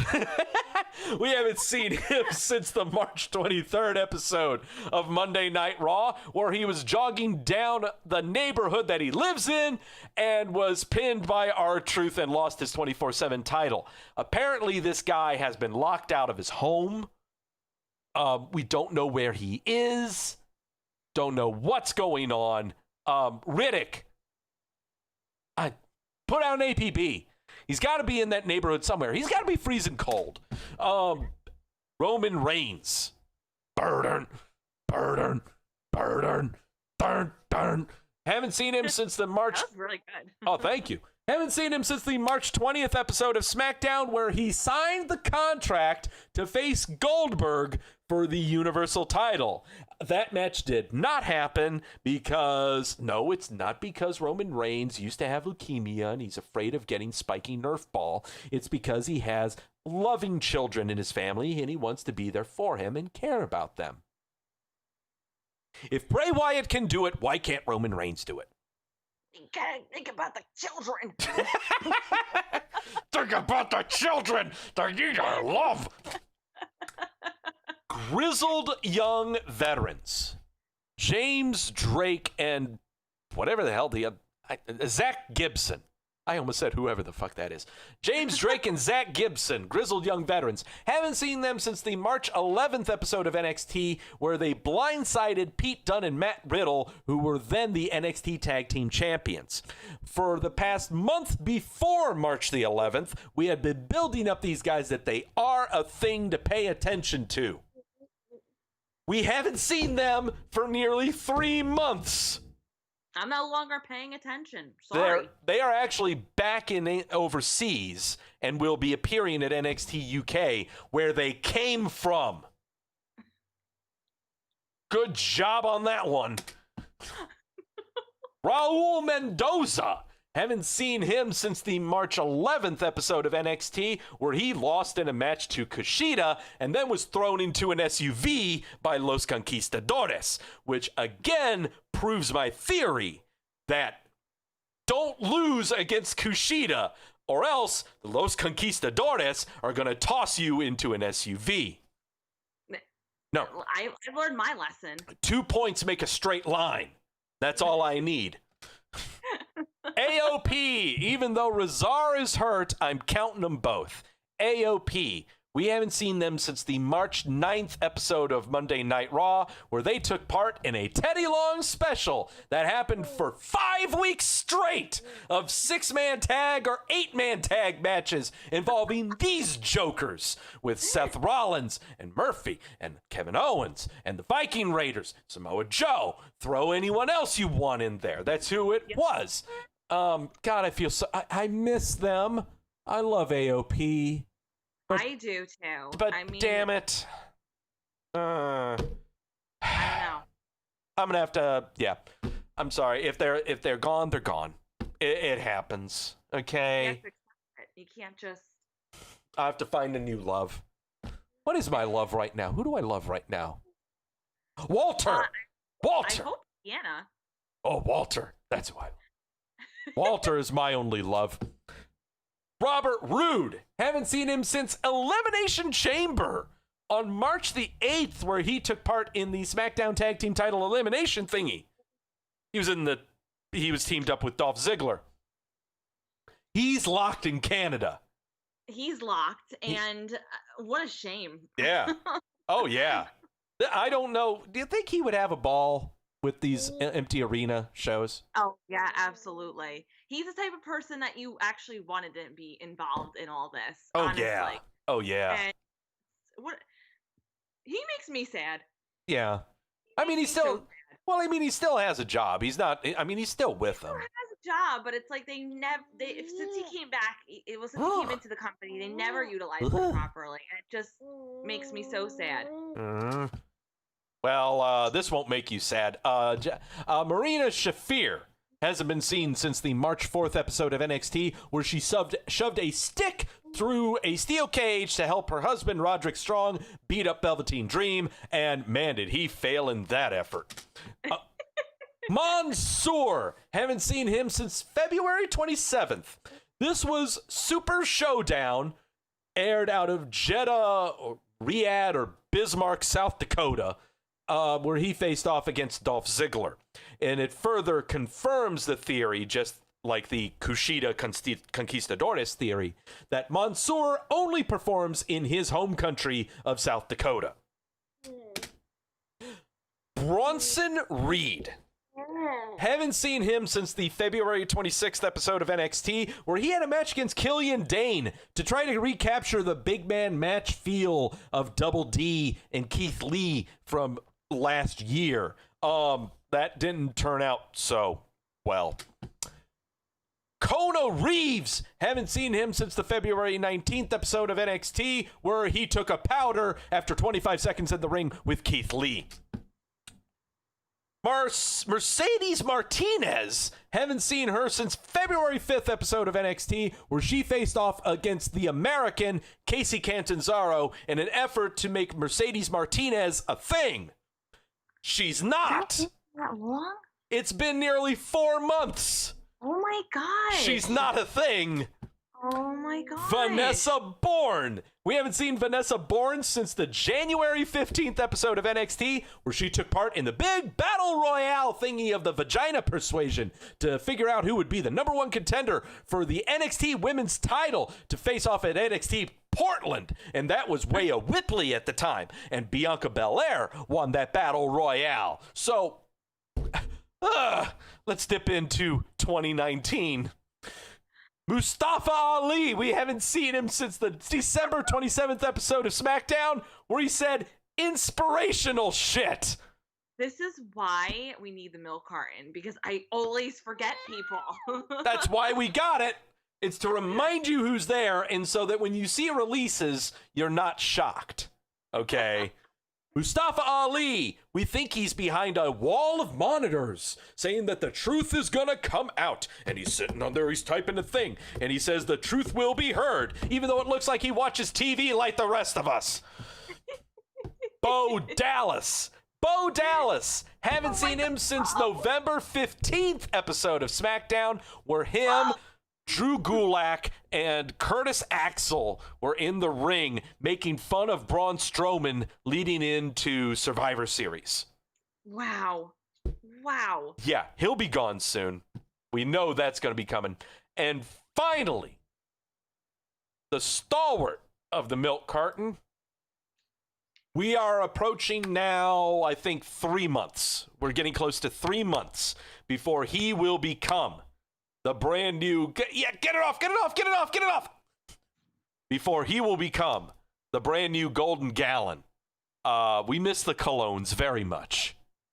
But I don't think this is an adequate replacement.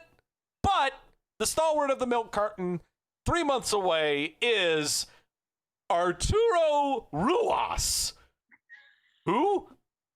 We haven't seen him since September the 18th of last year. The debut episode of NXT on the USA Network. Wow. He was facing off against Pete Dunne to confirm to us that Pete Dunne is a thing. Pete Dunne is a thing, so he achieved his duty. Well, why isn't he working if he did such a great job? We're nearly almost maybe 3.5 months away from it being an entire calendar year since Arturo Ruas, a member of the WWE main roster, has been on TV pay-per-view. Question for you. Yes. Mike always tells me this. There was a person in WWE that said, hey, I haven't been used for a while on TV. And they totally forgot that he worked for them, and then they just fired him that day. Oh, God. It's almost like someone along the lines of like Heath Slater, but I know it wasn't Heath Slater. Mike said there was he said like, oh, I haven't been used, and they totally forgot that he was part of the roster, and they fired him like literally that day or like a week later or something. Yeah, I cannot remember, and I can't remember if it was on the ECW show or if it was on Raw. It was on one of those two shows. I think it was on the ECW show. Oh man, I'll ask Mike when he comes back. I'm gonna have to look it up too.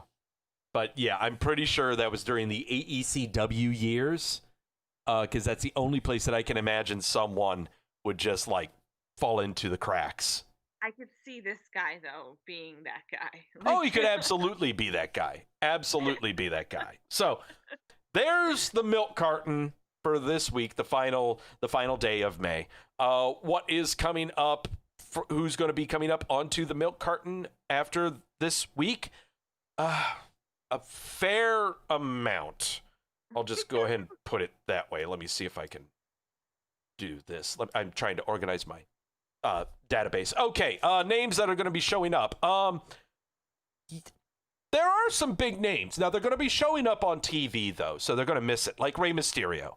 Rey Mysterio is going to miss it. He's going to be showing up on TV. Names that I will put out there, keep in mind. Jinder Mahal hasn't been on TV since. He's only been on TV twice since he's come back from injury from a ruptured patella. So yeah, we haven't seen him. Ricochet and Cedric Alexander Ugh. I'm okay with that. Yeah. Sorry. No, that's okay. Let me see. And also Dana Brooke and Naomi, who ironically faced off against each other 3 weeks ago. So, whatever. All right. So that's a milk cart. All right. Now comes to the part of the show where my life is on the line. Oh, God. This is the reason everyone showed up. Okay. See what kind of strain this puts on her? She's not the one that's going to be drinking any tequila. So, I know, but I am, like, indirectly responsible for somebody else's organs. Like, this is a lot of pressure. And this is what everyone has been asking for. All right, it's time to predict NXT Takeover in your house with many caveats.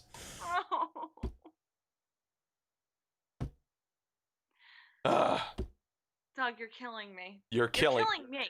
I'm actually going to be the one with whose blood pressure goes up from all this. I think everyone else is dying right now because we're going for almost 2.5 hours on this show. But no. I'm kidding. Okay. NXT Takeover in your house. Prediction times.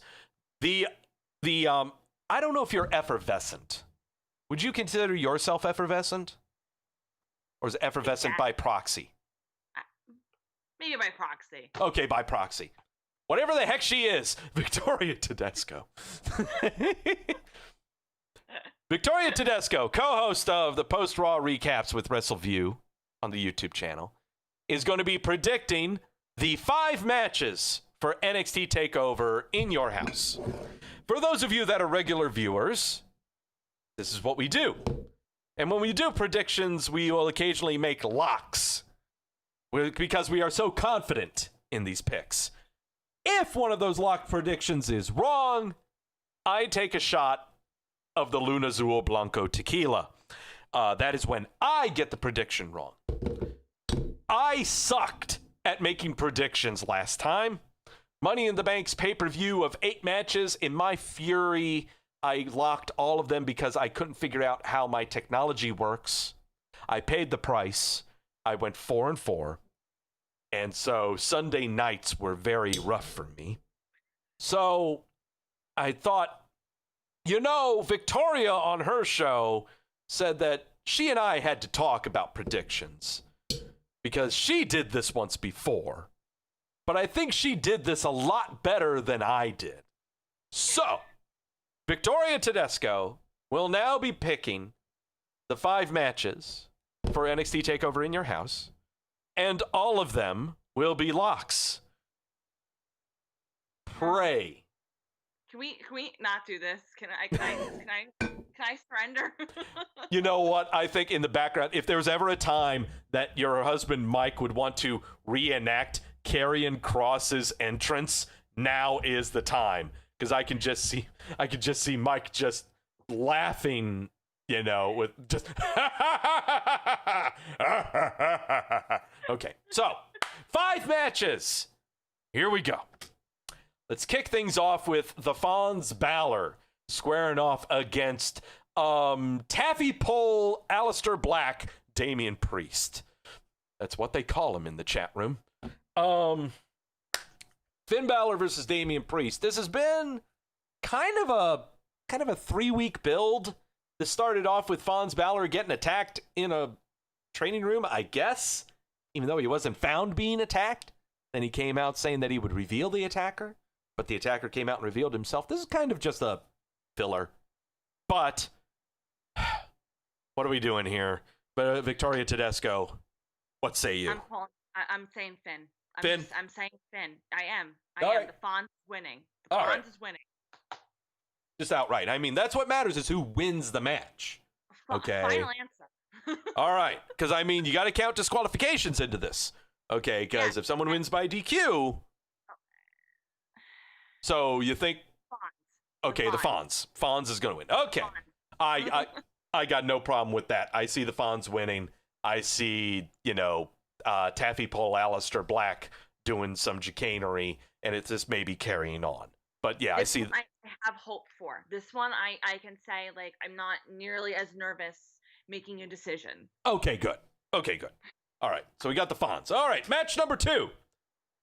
Tomato Chomper squaring off against the Karrion Kross with the wacky entrance and the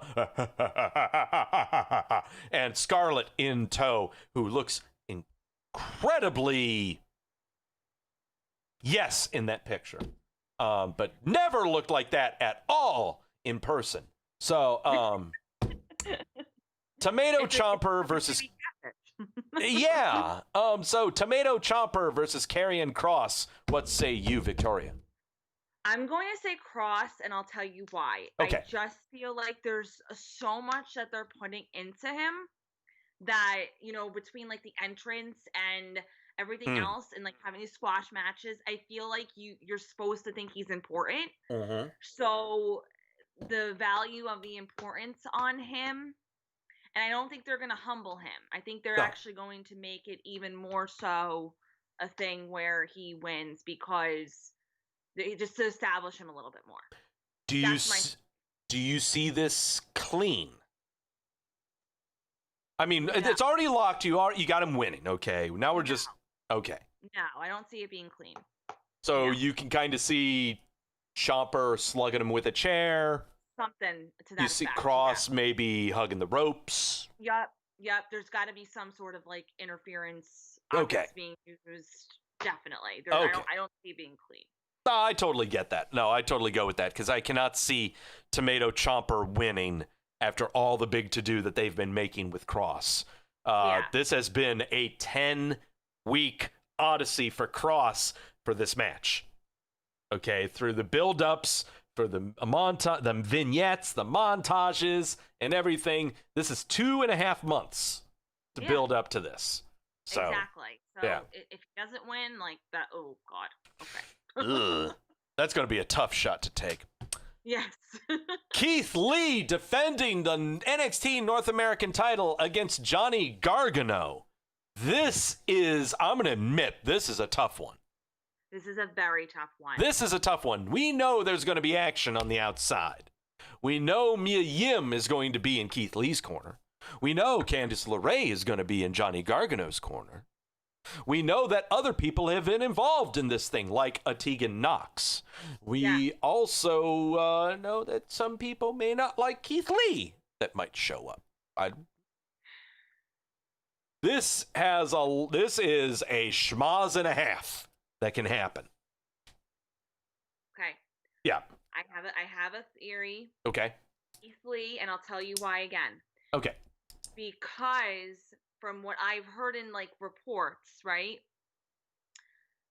Vince McMahon is a big Keith Lee person. Oh, so sure. If you are somebody, if you're on Vince McMahon's side, even though he kind of leads NXT to Triple H, he still obviously oversees certain things in certain aspects. Sure. But if you have McMahon behind you, you kind of have a little bit more of a push. You got some tailwind.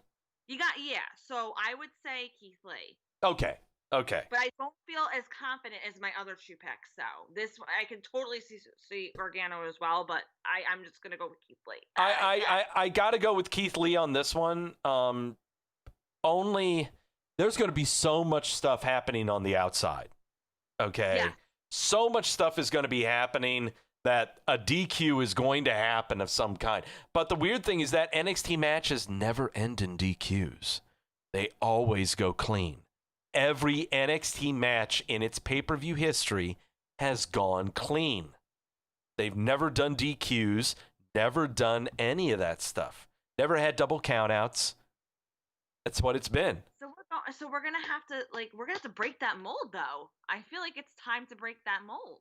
Something is going to happen in this match. Okay, something's going to happen. My thing is so much is going to happen unless Johnny Gargano does end up winning. But I just can't see that.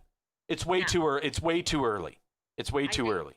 He's got a lot he's again, he's established. Keith Lee, you have to keep that momentum going. And besides, I'm building him up to be NXT champion come WrestleMania time. Oh, I can see that for sure. Yeah, I see Keith Lee being NXT champion by WrestleMania time. Yes. Okay, yes. But now is not the time to push on the gas for that. Oh. All right. Match number 4. Triple threat of the vagina persuasion. NXT champion Charlotte Flair defending against Rhea Ripley and Io Shirai. We knew this was going to be happening. We knew this was going to happen after Charlotte Flair versus Io Shirai happened on NXT. And then Rhea Ripley came out. We knew we were going to be getting a clusterfuck of some kind that could potentially relieve Charlotte Flair of the NXT Women's title. Is that going to happen? No, I think Charlotte. Because I feel like if none of this was going on right now. Yeah. None of this is going on, it would be Rhea Ripley, because I feel like they would want that type of, even before that, like, we don't really know what WrestleMania, what the initial outcome was going to be. Mm-hmm. But I think Charlotte has,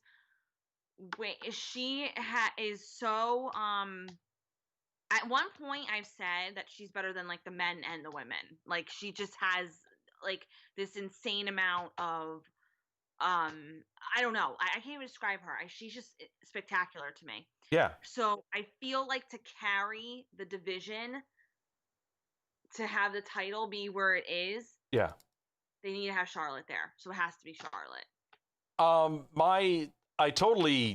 I do agree that, Charlotte's probably going to come out from this.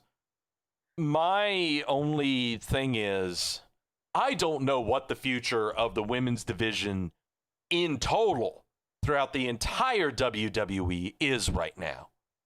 There are humongous question marks going on throughout all of the women's divisions, throughout all 3 television shows, Raw, SmackDown, and NXT. Raw right now is in limbo. Yes. We have no idea what's going on over there. We just know Asuka has the title, and we got no problem hearing Asuka yell gibberish. No, definitely not. But there's no storylines, nothing going on over there, except Nia Jax, I guess. That's the plan, I guess, right now. SmackDown, it's about Karen, and that's fine. Okay? SmackDown is all about Karen, leading up to the swerve from Sasha Banks, and that's fine. Okay? We've got to find some filler to lead up to that. That's why we had Tamina. And I don't know what we're getting after that. Apparently, we're just getting filler of the the women's tag team titles involving Bliss and Cross. If that's the case, what my Iconics? You suck. So, but that's what they're going to do. But on the NXT side, we have no idea what's going on over here. Okay? And it's all because they inserted Flair into NXT to give notice to the NXT women. Problem is, there's not a whole lot to notice. Rhea Ripley, I'm just going to name names. I'm naming names. Rhea Ripley, Io Shirai, Xia Li, Chelsea Green, Aaliyah, Vanessa Bourne. Anyone else that I'm missing? Who's that? Tegan Nox, Dakota Kai, Raquel Gonzalez, Shotzi Blackheart. I've just named the entire NXT women's roster. Right there. But my fear is, though, and with Charlotte winning, I just feel like if she I feel like what they're falling into is relying on somebody from the main roster to carry a division. Right. I'm not saying you shouldn't have people encourage other people and build up other stars down there. You definitely need that. And, having her there is also, it is a benefit for sure. Yeah.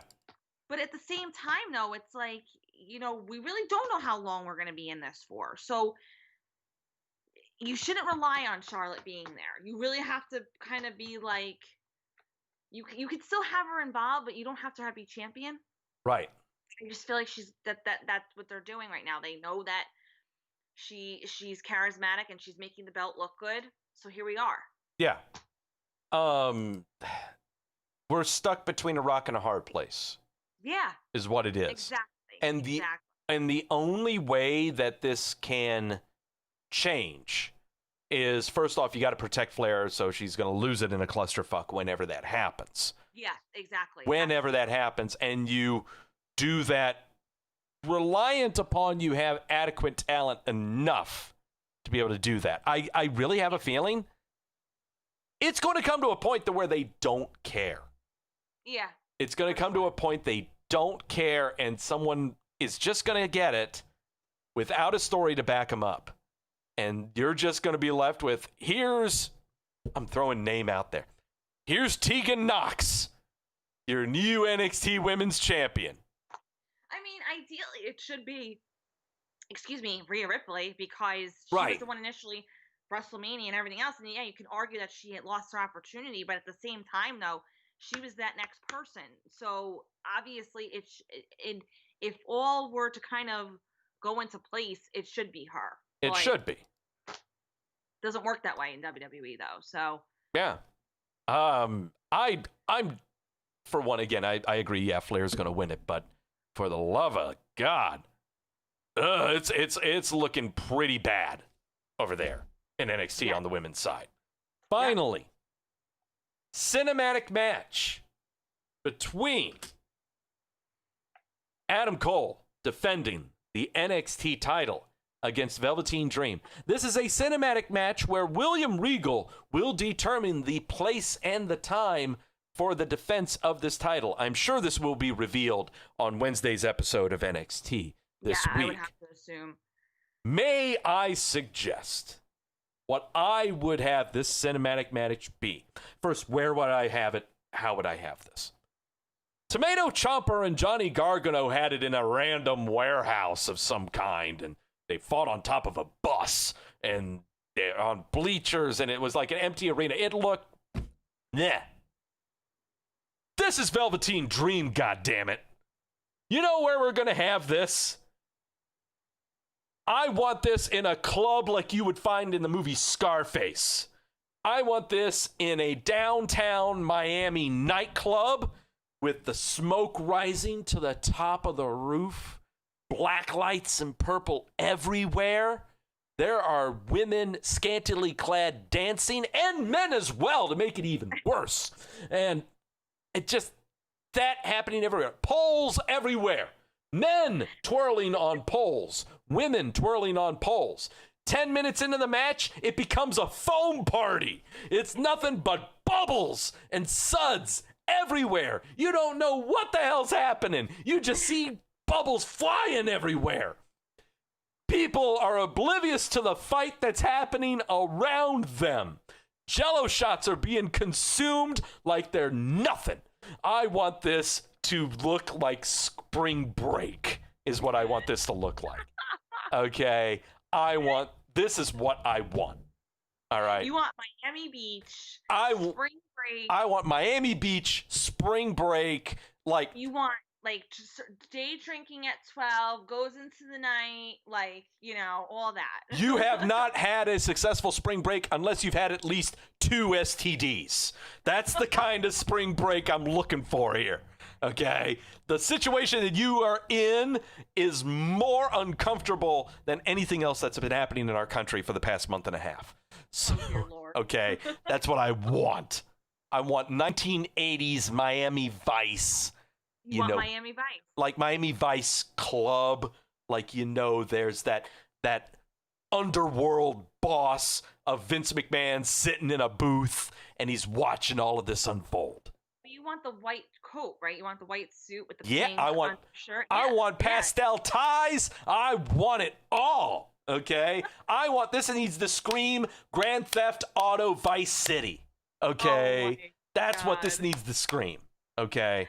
But we may not get that. I'm fine with whatever we get. I'm not going to sit there and type out part of the Wrestling Observer newsletter that this was supposed to happen or this is what should have happened. So, Victoria Tedesco, the final match. What say you? Adam Cole versus Velveteen Dream. Velveteen Dream. Oh, no! The only title change is the big one. Velveteen Dream. Okay. We get any chicanery in this? Do we get any tomfoolery? It's time. It's time to give him the title. We don't know what's going to happen, and it's time. He is beyond charismatic, and he is. I know not everyone agrees with me. I think some people think he's a little too eccentric for their liking, and that's okay. But he has shown this. Even if he doesn't have the best matches, because there's always this thing I find with him. When you go to, when there's certain NXT shows, like usually from start to finish, the show is incredible. Yeah. But sometimes I found that the Velveteen match, like Velveteen Dream matches, like kind of like were what I wasn't expecting. Like I kind of expected more for them. However, being who he is and being who his character is, I feel like people are drawn to him. There's this weird kind of like obsession with him. You either really like him or you really hate him. And I feel like during this time, you got to give people that eccentric feel, that's something new. Yeah. So either if he wins or not, if he wins, you're going to get like a conversation. So I don't know. I feel like what I love is already everyone in the chat room is already going, oh, Adam Cole will go to AEW. Adam Cole to AEW. No, that ain't happening. Kids in the chat room and on the internets and everything, let this be known right now. The WWE understands the cash cow they have in Adam Cole. Okay? They've got merchandise. They've got all kinds of stuff with his name on it. It's going to sell. All right? So hold your horses on him. Okay? Now, next up, Velveteen Dream being champ. Do we inevitably see both of these guys going to Raw or SmackDown? Yes, I would say Velveteen Dream would probably go to Raw. Yeah. And Cole would probably go to SmackDown. Yeah. Does Adam Cole bring the entire Undisputed Era with him? Yeah. Yes. Yeah, that's what I was thinking too. Yeah. My thing is Velveteen Dream needs to be on Raw. Yeah, I mean, 100%. Badly. Monday Night Raw does not have a main character right now. No, and that is exactly why he would go to Raw, and Cole would go to SmackDown, because Fox is very, with SmackDown, they're trying to make it very, very sports-like, you know, showing it in bars, having it equate to football and to, whatever. But when with Raw, you want character. You're not looking so much into the technical wrestling, athleticism type thing. Not to say that he's not athletic, I'm not saying that, but you want more story. Yes. Raw is always like you want more story. So let me see. The audience that Fox brings in can react better to Undisputed Era than they can to Velveteen Dream. 100%. Okay. Undisputed Era is a group of 4 assholes. Yep. That do what they want, period. It doesn't matter what they do in the ring. It doesn't matter how technical they are, whatever the frick that tequila sunrise thingy is that Adam Cole does when he leaps off the second rope and he does a flippy dippy shitty pile driver. No, it doesn't matter what they do in the ring. They're 4 assholes. That's what they are. Yep. Velveteen Dream makes people feel uncomfortable. It does, and I don't think you want it for your SmackDown crowd. No. No, so you slap him on Monday Night Raw. He is built for Monday Night Raw. He is built for Monday Night Raw. So, and when is all this happening? Who knows? Okay, Who knows? we're not going to sit here and put a timetable on it or anything like that. I see Velveteen Dream going over to Monday Night Raw after WrestleMania. But we're not doing any predictions like that. No. Or at all. No. Undisputed Era next year's SummerSlam. I would never do something like that. Okay?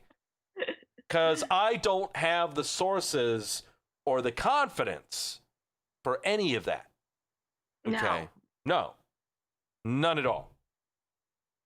Keith Lee main eventing at WrestleMania 39. So no, I'm not. We're not like that. Okay? No, we're not like that in this show. Not at all. So there's your picks. There's your locks. You didn't hear them from me because I don't know shit about professional wrestling. Victoria Tedesco knows shit about professional wrestling. I never said that though. I never said that.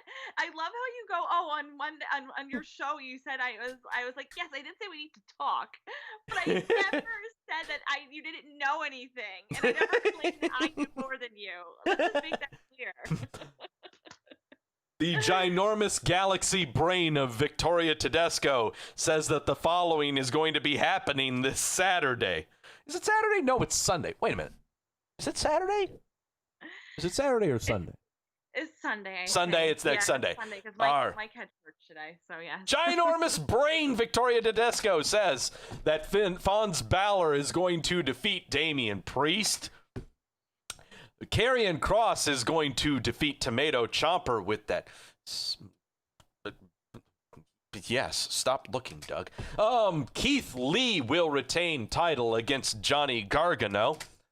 Charlotte Flair will retain the NXT Women's title against the various women seen here. That is Io Shirai and Rhea Ripley. And then finally, the coup de grace, Velveteen Dream, is your new NXT champion at the expense of Adam Cole, causing everyone to say that Adam Cole is going to jump ship to AEW. And then we finally get the tag team duo we've always dreamed of Britt Baker and Adam Cole, because fuck storylines and fuck television production. Jesus Christ. All right. That's going to do it for Wrestleview Weekly. That's gonna do it. Everyone thinks I'm a big asshole now. You're the asshole. What about me here?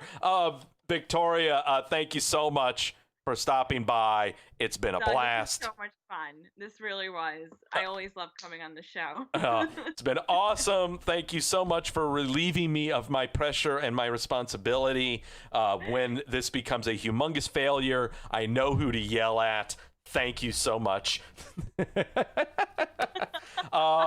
You can catch Victoria Tedesco and that whatever Mike Tedesco is, he's effervescent is all I really know.